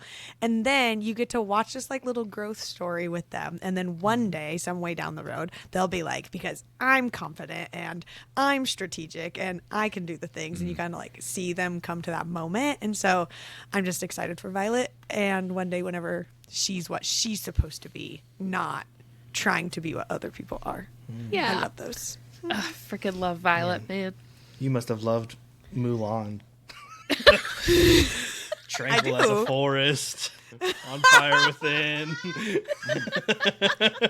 And then she becomes all those things at the end. She does, dude. She does. I was not sure where we were going with that for a minute. Kind of right after that, She says, because right now, standing near the dead body of my friend and his dragon, all I want is to show these a-holes exactly how violent I can be. And I was like, oh, F yeah, babe, go get it. Go do it. Go do your thing. And then, of course, the end of the chapter ends with, but I never see the one coming at us from the left, not until I feel Terran's roar of pain. And I went, crap. Last line of the chapter, man. Last line of the chapter. And then we're into chapter 37. I had a note here on the pre-chap blurb. Pre-chap? It said, but it was the third brother who commanded the sky to surrender its greatest power, who finally vanquished his jealous sibling at a great and terrible price.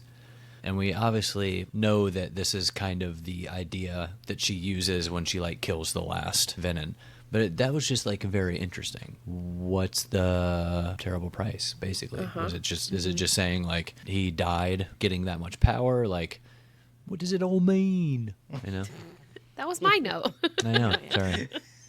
You weren't going to do the voice, though. Yes, I was. Oh, no, you weren't. Well, I'm not now. Oh, dang it. Come on, do it. But I feel like this leads to my whole, like, maybe Violet is one of these three brothers or something because she can control the sky or whatever. Yeah. Maybe. I don't know. Well, yeah, so this part where it says the third brother who commanded the sky to surrender its greatest power. I cannot stop thinking about how similar this is to what the Venom says to Violet in this chapter, where the Venom says, such untapped power, no wonder we were called here. You could command the sky to surrender all its power, and I bet you don't know what to do with it, do you? Writers never do. Whoa. Yeah. That's like exactly the same words. Yep, I guess we'll find out a little bit. Will we? Probably. Will be Gavin. Will we, Gavin? 3 or 4 books. The Venom speaks to Violet, first of all. Says, you'll wish for death if I hand you over to my sage. And Violet, I think, thinks she has a teacher? And I was also a bit thrown by her not only being vocal, but having a social order among them. Because for some reason I was expecting, like, feral or mindless creatures attacking out of, like, nothing but predatory instinct and survival. So this changes things. Like I'm zombie interested in, vibes? like, their social Just like order. a- Yeah, kind of like magic like zombies. humanoid-ish Yeah. person that got turned into Okay. something. I'm surprised that you were surprised by something. I'm so excited Well, for that. because I was just like, they're just going to be monsters. But then I'm like, oh, now, great. They're a whole society, and one of them's going to be hot or something. And Let's go. Have sensuous lips. yeah. It's going to be some ripped Venom that'll be like, oh, those red veins actually look pretty good on your biceps, bro. Like, veiny arms. Not the Venom forearms. Yeah. Venom forearms. I'm here for it. Wow. With the popped out veins. The real enemies to lovers. There it is. Oh, yeah. Now That's we're an enemies talking. to lovers. Now we're talking. Oh my gosh. Okay, so I brought up, Connor read this whole quote earlier, but I brought this up too, where it says, the Venom lady says, you have such untapped power, no wonder we were called here. So my question is, who called you? How did General Atos know that there would be Venom here at Athbeen at this exact moment that Xaden and co. would also be here, that this would all be happening? Atos, I have questions. Great question. Who's just ringing you up? Ring, ring. Come down. Venom hotline. Where would you like us to attack today? Athman Ski Lodge. Okay, be there in 5 minutes. Okay, slight change of subject because I was freaking out about Violet dragging the lightning into place while Andarna froze time. And I just needed a moment in here to acknowledge that because it was crazy. This was so cool. This stuff was surprising to me on this read, where it said, and as the wyvern moved toward us inch by precious inch, fighting against Andarna's magic with their own. So the wyvern was moving through Andarna's time magic being stopped. I missed that. And then it also says that Xaden screams through the barrier in her mind, and the sound of his anguish and fear are nearly more than I can bear. And so Xaden can also like register what's happening and scream in her mind while time is stopped. Because like the first time he was completely frozen Oh, whenever he came to like save her out of her bedroom or whatever. For some reason, I thought he and Sigil were not frozen in this moment, but maybe they were. Oh, Maybe. No, I don't remember. I wonder if it's a connection thing. Right. Like the more connected they are, the less those powers, something like that, Affect would like him. affect him or something. That'd be kind of interesting. They it are was, pretty connected. So. They are. Maybe it's just in super there slow down. together. Guys, Because at actually. first it was her like using up all her power for the lightning or whatever, and then the time stopped. So maybe he was already screaming, and it just Oh. like Violet. I hope it was She's that. like, I can't stand this. Yeah, Her POV shut up. just going on for like 30 seconds straight while she's trying to focus. Yeah, dragging the lightning like an iPad kid. Yeah, like an iPad kid. Yep. All right, that takes us to chapter 38. We don't have a lot of notes for here, but this is after she like falls off Taryn because she's stabbed with poison or whatever. Xaden says, "You can't make me fall for you and then die. None of this is worth it without you." And again, I preface this with, I am so team Xaden and Violet, full team Xaden and Violet, all the way, 100%. So don't get me wrong about that. But he's literally been doing this rebellion for a long, long time. His parents have died for this. He has sacrificed his like 107 scars, like the whole thing, all the stuff for this moment. But because this one girl has shown up in the last 6 months or so, none of it is worth it without her. I'm like, priorities, dude. Let's just take a step back. I know you Yeah. love her, but I mean, speaking from experience, valid. Oh. I hope you're talking about me. Yeah. Yeah, totally. I mean, like, Oh my gosh. from like a they're in college standpoint though too, falling that hard in a year is super common to where people do like give up their whole like degree they're going for or whatever. I know that's not nearly as much as like a whole war, but still they like upheave their whole lives for people. I'm still here for it. I love them. It's just, it's a big statement Yeah. It is. to make when she can't even really hear you. Good job, Right. Xaden. That's the best time to profess your love, right? When they can't hear you. Or when they're supposed to be sleeping. Yeah, exactly, Connor. Tell us more about it. And this is when Xaden is carrying her up into like a room or whatever, like they've landed wherever they need to land. And she's struggling now to like breathe. The poison is like taking a big hold. It says, Xaden, a familiar voice calls out, but I can't place it. Bodhi, maybe? One of the second years? So many strangers and no friends. And I just wrote, if this is freaking Brennan, Kyle! Oh my God. I just love that all your freakouts involve Kyle's name. They Every do. single one so far. Many of them did in this final chapter section for sure. I love it. I understand the feelings. Having just read Throne of Glass with Kyle's crazy theories. Chapter 39. Is this the last one? Yep. Oh my gosh, look at us. We made it to the end. The pre-chap for this one says, "You're all cowards." The last words of Fen Ryerson. Redacted. So, first of all, little tiny pre-chap, but so much information. So, got chills from this with Fen Ryerson's last words. I feel like that seeing that moment was probably insanely epic for whoever actually witnessed it and all the people who understood the significance of the moment. Like, it Yeah. probably was just like a huge moment in time and history. And then also, we know that Jasenia, who is apparently writing this book that Right. we're reading, was able to get this redacted information. Or where was it redacted from? What is it redacted from? So at some point, she's getting all of this information to be able to put in stuff like this, which makes me hope that maybe there's not missing history. They're not just like throwing it all away or something. I took it as like, I don't know. because there was no cited source. So I thought the source of this was redacted, not what he said.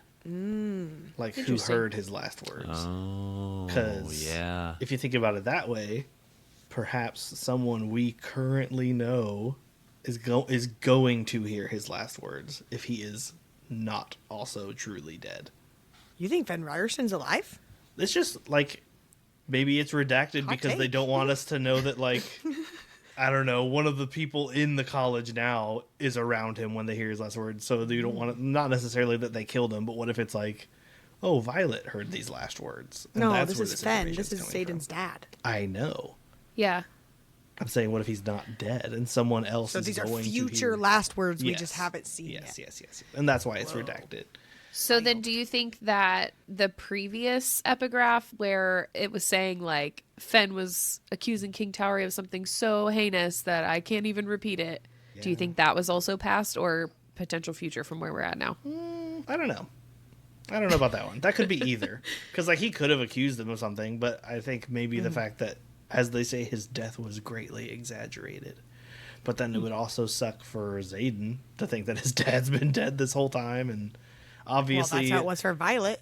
Well, with I know, Brennan. but obviously, like, every other rebellion child, also all of their parents, why would he be the only one spared? Right. But Yeah, I just I don't see know what you're saying. why, if it is the person hearing these last words that is redacted, or if it is these words that is redacted, is what I'm curious about. I will say, though, the first time I found out that Brennan was alive, I went back and rethought everything, like this stuff. Everyone could potentially still be alive because... Yeah, I thought her dad was going to be alive. Oh, yeah. That Papa Sorengale is alive. But there's a moment where it was like, the only name on the death roll this morning was of a third year who went on a mission and never came back. And that's all it says. And I was like, did he die out there? Or did he just like join this rebellion? And they're Right. just saying he died. You know, like there's probably a lot of those that we saw that showed up Yeah. like on the death roll or that we're told is dead. That feels like a big one. But Yeah, I some of these know. others And for sure. even like the ones that like Liam's family that like she was like, oh, I didn't see his name on the death toll or whatever. And yeah, I don't know. It's all up in the air. Yeah. Well, this next one is also one that I saw on the internet recently when everybody was freaking out before Onyx Storm came out. And it was this line where it says, I am the grandson of her second rider. This is Xaden talking about Sigale. I am the grandson of her second rider, the one who didn't make it through the quadrant. So how did Xaden's grandpa have a kid if he died while in the quadrant? He had a kid before he went to college. I mean, I guess. Is that... Well, if you're 20 on conscription day, maybe he got to a go young pregnant. Kid. Medieval Beforehand? fantasy. Whatevs. Or early enough in his like the college year that he died or whatever. But they all take the fertility, whatever it is, suppressant. Maybe that's why they take the fertility suppressant now. Because one made it through. because one slipped through. Yep. Fen Ryerson of all people, we gotta make all of these people. Fen was the first quadrant baby. Yep. And the reason that they had to have a nursery for 4 years. I mean, yeah, it would make sense, I guess, that he had someone pregnant beforehand. But did Sigale have a third rider, or is like what number rider is Xaden? His grandfather was her second rider. Did she have other ones between then? I don't know. I mean, she flies Xaden to like outposts and Erasia and stuff. So like if that was happening with Xaden's grandfather, it could be possible that he was maybe in a relationship with someone who didn't go to Basgiath and didn't take the fertility suppressant. Oh, I see what you're saying. Well, and if you think about it the other way too, point. where so Violet's dad was in the era where history was changing because he saw it and tried to act against it as much as he could by hiding secrets. So that's the era that obviously Xaden's dad was in. So the generation before that was the era before history changed. So they could have had all sorts of rules and changes, and who cares Yeah. what would have been happening then. That would have allowed all sorts of family stuff. Maybe they were allowed to freely leave and just have family and contact family. And only recently did they say, no, you're not allowed to talk to family while you're here. Interesting. Yeah, that could be. I do have feelings about some things like that with like after somebody dies, you have to burn all of their things. How convenient that you're burning all of their history and journals and stuff like that. So, I mean, yeah, who knows? Yeah. That's just Life a wild finds a theory way. of mine, but I don't know if we'll know the answer to that one for sure. It's just throwing at all the random things I feel like I've heard just to see your guys' takes. This is a fun one, though, that we get from this last chapter's in Xaden's POV. We didn't even mention that, but it is. And he says, and Darna isn't quite the same, but she's ... her. And then he says to himself that she's effing huge now, but I'm not about to say that to Violet. Her gift is also gone, according to Taryn, but there's plenty of time to share that news. So we're leaving this book with that information of Andarna. Yeah. And I'm so pumped for this. What? Yeah. What is that gonna mean? It seemed to happen so quick too. It's been like a Yeah. few days or whatever. Yeah. Well, is that the like big sacrifice that like Andarna gave something and now she's lost this power? Didn't they say that it was going to probably change as she grew anyway? Yeah, that it would probably get lost if she was Yeah. in a feather tail. Yeah. I was wondering too if it's like, if it also happens from something they do, whether it's like their magic, if they all have some kind of like early magic that they always lose when they grow up or whatever. Yeah. But Yeah. And they don't usually bond that young. yeah, I was interested if whatever happened before this too, she like helped. Oh, well, she caught Violet To help her falling fall. off Oh, the yeah. Terran. Yeah. Yeah. So I was wondering if like helping her with the power in that last little bit, and then also a sacrificial type of thing, like helping her in that way, helped move things along. I don't know. Yeah, did she like speed up time? I don't Oh. know. And now she's somehow big. And then, is she still gold if she's not a feather tail? Because none of the Yeah, other I'm dragons curious. are gold. I'm so curious to know what she looks like now. It's through all the things we were talking about before Iron Flame. I know. I'm so excited. Of course, my note here has nothing to do with any of that. It's just it's just that Violet wakes up after it's been however long, a few days, Yeah. and then they were in battle before that. Violet just like goes in for the kiss and starts making out with Xaden. And my first thought is, girl, how many days has it been since you brushed your teeth? And they're just making out. I mean, she hasn't even gotten out of bed yet, and they're just, Pretty gross. her mouth and has to then- be disgusting. I know. Well, and then when Xaden leaves the room, Bodhi says he smells like dragon ass. So it's not like he's doing any better. Yeah, Xaden had So, left the room. Very, very romantic moment for the two of them. I just can't. That always kills me. For some reason, this comes up in books a lot. I feel like in romance books and stuff, where they've like been camping for 3 days and then they're making out, or like not camping, Yes. but I don't know, stuck somewhere. I know what you mean. Yeah. Maybe the constant mending just takes care of the plaque. Too. Oh, maybe, maybe. Yeah, That maybe could be. Brennan was like, being a wingman. Like, I know what you're going to do when you wake up. Let me Yeah. take care of Oh, your nasty yeah, I know little what sister. you're going to do with my sister when she wakes up. Let me make sure she's minty fresh for you. That seems like something a brother would do, Lauren. You're right. Maybe. It's the least he could do after lying to her about his death or whatever. If anything, he should tell him to go shower. It's a bad... Oh my gosh.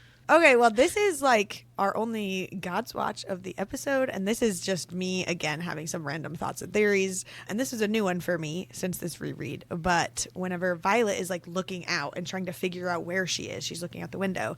She says that there's the Temple of Amari, which is the most noted landmark besides the library. I wonder what it means that Arisha has the Temple of Amari being the most notable thing of the entire city. And Amari is the queen of all gods. So Right. is that supposed to be like they have some cool connection to Amari if gods are involved in this world somehow? I don't know. If I they don't even know. exist. Exactly. You don't know. These puny gods. So who knows? Yeah. I'm paying attention to the gods lightly, but not too much until anything they do actually matters. Like, until Yeah. something they're like, oh my gosh, it's one of them. Oh my gods. Yeah, Oh my God. I had a note where Violet Kid was talking about Melgren. She said, Melgren can't see the outcome when more than 3 of you are together. That's why you're not allowed to assemble. So does it not even matter for it to be a battle for Melgren to see the outcome of it? Otherwise, why would he care if they are just together, aside from keeping them apart on campus? Because can he just see anything he wants unless they're together? Because that's insane. That is truly so Melgren. But I was like, So Melgren. No, for me, it's like he's just setting up a rule so that everyone would report if that happens. yeah. Oh. Because he wouldn't be able to know if it's If it happening. escalated. Yeah. You know what I mean? Like, if there's more than whatever, and it turned into a war or a battle that he should be able to see, he wouldn't know that because there's more than 3 of them. So instead, trying to convince the other people who would report something like that. Which does go to show that he doesn't know when a battle will happen. Just True. the outcome Good of point. it when it does happen. Yeah. So we need more from Melgren, is what I'm learning. If we could get more information on that, that'd be Yeah. great. That'd be great.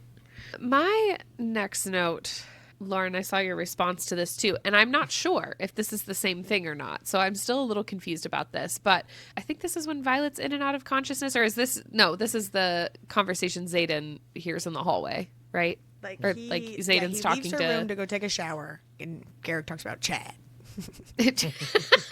Chad. Talks about Chad. I can't unsee Chad now when I see It looks Crod. like Chad. So Zayden's in the hallway chatting with them, and he says, you figure out what that box was that Crod was drawn to back at Ressen. Garrick's dragon is remarkably sensitive to runes, which allowed them to locate and retrieve the small iron box beneath the rubble of the clock tower. So I was confusing the crates that Day was talking about with whatever they're talking about here, that Crod was drawn to a small iron box beneath the rubble of the clock tower. So did we get anything about that during the battle scene? I don't think they talked about that at all. They just talk about how the venom seemed to be drawn to under the clock tower or something about the clock tower. Okay. And then we get the other thing about the box being unstable with Liam's family crest. And she Right. was like, unstable. Sounds like I should blow it up or whatever. And she tries to like blow it up with her lightning. So that's why Yeah. I don't think they're the same. No, I think you're correct. Because the ones with Liam's family crest sounded like crates. Like I was assuming those were wood, maybe? Yeah. And this is like an iron box. Yeah. So With I don't know, runes. but I still would like to know all of those things. And then this is after Xaden has told her most of the info and has answered most of her questions. He tries to That we reach know out. That's true, yes. He tries to reach for her and she backs away. And she says, not happening. Just because I believe you and I'm willing to fight with you doesn't mean I'll trust you with my heart again. And I can't be with someone I don't trust. He replies, I've never lied to you, Violet. Not once. I never will. First off, consider this my official announcement that I am a Team Xaden, baby. Ooh. Yeah. X Also, with your arms. Is that your official pose? that's my official pose. Nice. I am a little peeved about this specific storyline. Okay. I get it. Okay, Xaden kept some things from her, but it was also like a massive get immediately executed if found out, not to mention going against the all-powerful leadership, but also the leadership has basically been lying about everything themselves, so they've actually been helping people. Sure, she might be a little upset with him, but after putting all of this together, she's still like, I can never trust you again. It's like, come on, man. She's apparently very quick and smart. It just seems like a plot ploy at this point to cause tension between them. It seems unnecessary. Mm-hmm. That's my rant. Yeah. I feel like they both say some things that feel like Kyle said high school coded earlier. A little When dramatic. she's like, anything I feel, ... felt for you. I'm like, okay. Yeah. That kind of a thing. And so maybe this is that, and it just happens to be the end of the book conveniently to leave you on the edge of your seat, Yeah. I agree, though. I mean, I immediately thought, sort of like how you said in your going against the leadership that's lying, I'm like, well, prepare to have this reaction for literally everyone else in your life when you get back then, because, I mean, at least that he's been lying to protect you, or he's been not truthing to protect you. He didn't lie, I guess, but... But also in her defense, we were talking earlier that maybe she's too trusting. And so maybe now she's doing the hard turn where now it's like, now Yeah. I won't trust anybody, because The we had said that could overcompensation. potentially be an option. Yeah, that could be like maybe an option or whatever. But Yeah, because now it's like, it's not just Xaden that she's not sure if she can trust. It's also at Basgaya, she found out that they weren't learning everything that they were getting in Battle Brief. And then with Dane, like, he was her Yeah. friend her whole life. And have now a- she's not And sure her if she can mom. trust him with his signet. Yeah, and her mom. And then Xaden Yeah. too. So, and her own dragons. So, of Yeah. course, I mean, at first I thought this was dramatic, but then I think, like, thinking about her character as a whole right now and that her whole world is literally, like, being turned upside down, I think I would probably feel this way too. And I wouldn't want to trust anybody until I had some time to, like, Yeah. back up.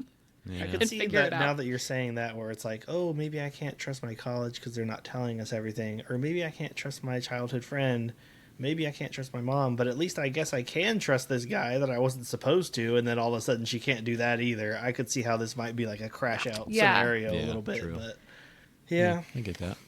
And also, she really hasn't had time to think or process anything. she literally like just she woke up. passed out and then just woke up. She hasn't even brushed her teeth And- yet. Yeah.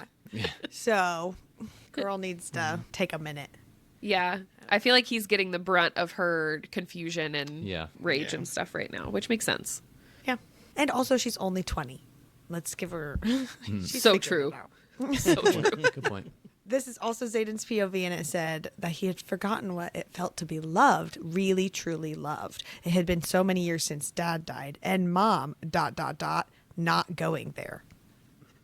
Oh, what does that mean, Zayden? As going there, as in to your mom's house where she lives because she's alive? Or are we talking about your emotional feelings about her death or something? Like, what's going on with Mama Ryerson? I need to know. Someone tell me, please. Rebecca. Rebecca, if you're listening, my phone number is. You could text me real quick. Last line of the book. Brennan comes out, says, "Welcome to the revolution, Violet." And I just wrote, "Call me Liam," because I saw that coming from the start, playa. You had far sight on that one. Yes, Brennan's alive. Wild. Yes. That's the end of book 1. So it's time for some reflection. What are your overall thoughts on the first book of this series? Love.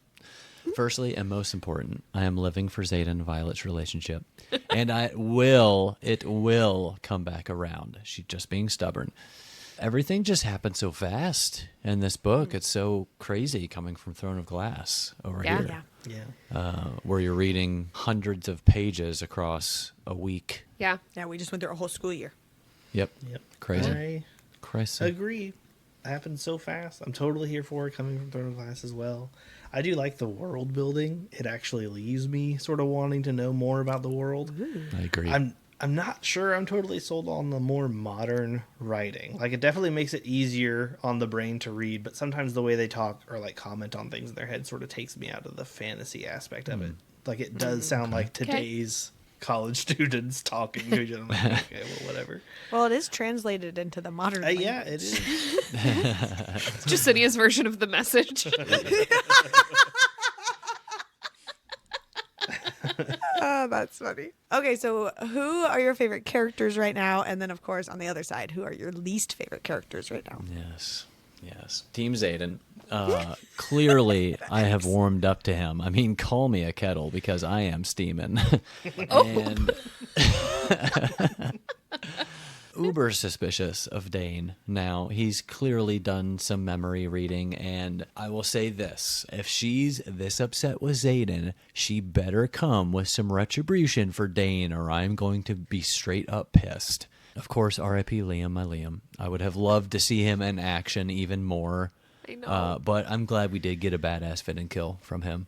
True. I'm a little surprised that Moore didn't die in this whole battle. I was like fully expecting everyone kind of sacrifice themselves for, Zayden to get Violet out or something like that. But The first book, just everybody dies?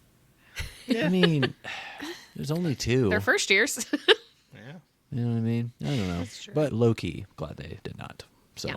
I'm going a different route and saying Taryn is my favorite Nice. main character. Solid choice. Just loving the Surly dragon. Yes, the dad energy. I can relate pretty well to how he was running things on his end.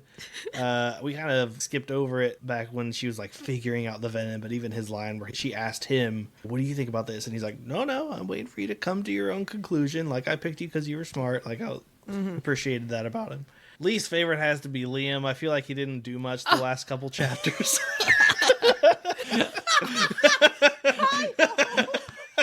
Just kidding. The last couple. I feel like it wasn't even there. Wild.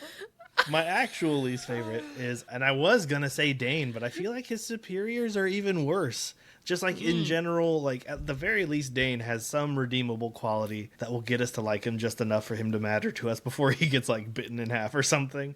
But I feel like the people that sort of use and abuse him because he's such a stickler for the rules, they know like he's being used, and I hope he finds some sort of redemption eventually, but he does still suck for now. Yeah, So you're he rooting is. for like a Dane redemption arc of some kind? I think so. I don't think there's any reason for him not to. For almost the same reason that Liam's perfect, so of course he has to die. Well, Dane's pretty Dane imperfect, so there's a lot of character growth that could happen there. It's a good Room point. for improvement, for sure, for sure. I feel like he's at like a precipice to either, like a redemption arc or to Yeah. go like pure evil. Yeah, he's on the edge for sure. All right, so what are your final thoughts and theories going into book 2? Where are we going? What's happening, boys? I am super interested what will come of Rhiannon and Sawyer and Riddick and like others in the squad, especially once they hear about this, if they hear about this, especially with Dane and leadership. I'm sure the truth might get twisted like it has been for the last 400 years. But I feel like those three especially seem pretty smart. They seem smart enough to not just be completely swayed, but they'll most likely be threatened, basically, to remain loyal type of thing. I can see that happening. My theory on the corrupt leadership has altered slightly. They might not be colluding exactly, but they're definitely complicit in what is happening. I think they do know about the venom. And if Xaden knows that the border attacks are happening, or that he knows like the purpose of the border attacks, I feel like leadership has to know as well. And I feel like at this point, Xaden and Violet have to be enemy number one, like kill on sight. But what's interesting is that Navaran leadership really only seem to care when an attack happens like on their side of the ward. So if they're just chilling in Terrandor for a while, then we may not see the peeps in Basgiath for a bit. Also, what is she going to learn from Brennan? What? I feel like we're just going to get a massive info dump. I mean, I feel like we have to. One would hope. I mean, it has to happen. It's got to happen. So get your mops and buckets, people, because I am expecting a monsoon of spilled tea. Amazing. Yeah. I mean, obviously, yeah, I'm hoping for some real exposition between Brother Sorengale and Sweet Sweet Vi.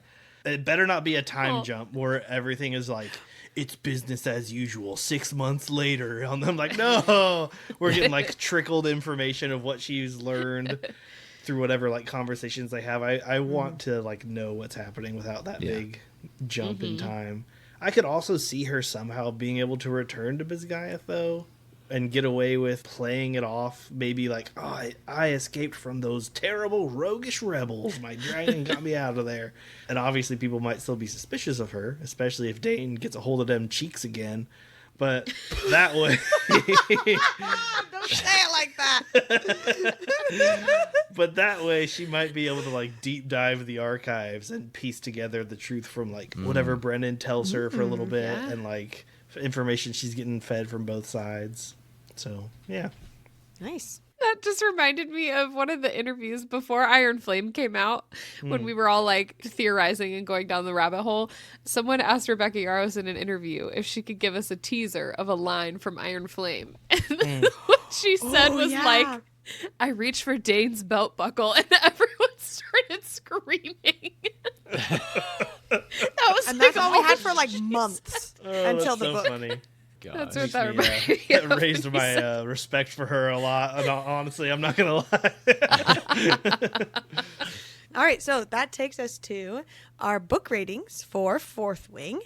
I will give this book 5 stars every freaking day of the week. 5 huge stars. Big, huge stars. No matter what anyone else is about to say, it gets 5 stars. Also 5 stars from me every time I read this book. It gets better on every reread. I'm obsessed. 5 stars. The reason she got so defensive there was because I jokingly wrote, I don't know, 2 in the notes as she was describing hers. I got a 3.8 from my little rating system, which everyone For on a book Patreon one. has now, so you can theorize how I got Nice. there. Yeah. Kyle's like super intricate rating system is on Patreon. So join Patreon. I feel like that's pretty high for a first book in a series. I'm Kyle. honestly impressed. I'm not It's not it's upset. average. A lot of it had to do with the pacing. Like I felt like I wasn't struggling to get through it, but then like how I said, like some of the modern language took me out of it. So there's ups and downs to it. So, but yeah, I Okay, think that's yeah. higher on average than what I've been. Yeah. Double that up. But I think out of we've done an 8-book series, and I think only one of those books got a 4 or higher. So Yeah, I think so. this is a strong start, I Big think. deal. Yeah. Nice. John? I'm giving it a 4.5. It was very good. It was very good. Don't get me wrong. It didn't like floor me, which is why it doesn't get the 5 for me. Okay. It was close, but not quite. Do you think it's because you had to keep stopping? Because I felt like that was some Throne of Glass things. Like, I feel like maybe with Kingdom of Ash, I could have felt like that would have been a life-altering book, but it took us 2 months to read it on podcast, and so therefore, I don't feel like it changed my life as much. That's a good point. Because when I was thinking of 4.5, I was actually comparing it a little bit to ACOTAR. Mm-hmm. There was some stuff in that book that floored me in those books that like were just like, oh my gosh. So yeah, maybe there's something to be said about you know having to kind of start and stop. Yeah, because right now like the flooring moments here, we get like, oh my gosh, and then it's like a week, as opposed to like you getting to be like, That's oh my true. gosh, and then you read Instead of more like the emotion and the immediately. feelings, and you just keep writing it. Yeah. But I will say with that is that I read ACOTAR first, and then I felt like I was expecting Dane to be a Tamlin. And then my sister read Fourth Wing first, and so then she was expecting Tamlin to be a Dane. And it was like we just both had that like kind of feelings where it was like it's supposed to be the first person, like the kind of first love interest, but like not, and you're gonna end up hating them. And those two characters get like equal amount of hate, I feel like, on the internet. So maybe it's some of that too, that wasn't as big of an emotional thing as it was for like my sister who read Fourth Wing first, and that was the shock of a lifetime when Dane betrayed her or whatever, that kind of thing. Interesting. But I don't know. But yeah, that's a good point about starting and stopping though too, because in my first read, I think I read this book in like 3 days, and we've spent 5 weeks on it. So I definitely feel that for Kingdom of Ash. And anytime people are like, ask me about it or whatever online, that's always my answer. And like how I don't have Kingdom of Ash as like my top rated book of all the series or whatever. Yeah. If we're comparing fandoms, the Throne of Glass, so many people are uber defensive about it, and like if you say anything about it, whatever. And I think most of that it's like an older series, so like people grew up with it. This series is still coming out, and the fandom is also super into it, super defensive of the characters they love, but like in a different way. It's like a different vibe to it. I agree with Because that. nobody knows who to like and who to hate. And like you don't actually know anything. As we're Throne of Glass, it's like that's so solidified in the core of their being. Right. How dare you mess with this? In the sense of it also being like Throne of Glass is an older book, and we talked about it sometimes where it's like, oh, she wrote this so long ago, so like she's grown as an author, so like that's probably like her least exemplary piece in some parts, whereas this is like currently being written, so it is harder. I would say reading Throne of Glass, and it's an older series, was sometimes hard for me to get into because I had that age difference to it. It's not really connected to like me growing up or anything. Sure. This one coming out and people being just as into it, I can kind of be like, oh yeah, I get why you're into it. It's sort of more modernly written. It's easier to get into that way. Sure. And like, you know, we're all doing it at the same time. Yeah. Zayden is fine as hell. Ugh, amen. That's why a lot of Because people females are strong as hell. So you just That takes us to the cry counter. I have officially cried 2 times in this book. The first one when she finds out about Mira and she goes and gets like comforted by Indarna, and then of course the biggest cries for Liam. Liam. Lauren's at 2. I am now at 1. I had a big fat cry for my boy Liam. Gets me every time. What makes it a fat cry? Goose egg. Same. The tears are fat. Oh, got it. I was like, what Big makes it fat cry? goose egg tear. THAT. We did it. Oh, that's we me. Read the book? Okay, well, Yeah. we did. We did read the book. at That's us. a wrap on book 1, friends. Up next, we will be discussing all 3 bonus chapters for Fourth Wing in a bonus episode later this week. And then you can join us next week for our regularly scheduled episode as we start Iron Flame with chapters 1 through 11. So make sure you're following at Between Pages and Friends on Instagram for updates, episode schedules, and general bookish shenanigans. And for even more general bookish shenanigans, this is your reminder to check out our Patreon. Visit our website, betweenpagesandfriends.com, for the Patreon link, Merchity Merch, and our Amazon storefront with all of our favorite things, GoodReads, and StoryGraph links, and more. Until next time, stay wordy, stay nerdy, don't stress, and stay blessed. Team Zayden. Bye. They did. Team Zayden.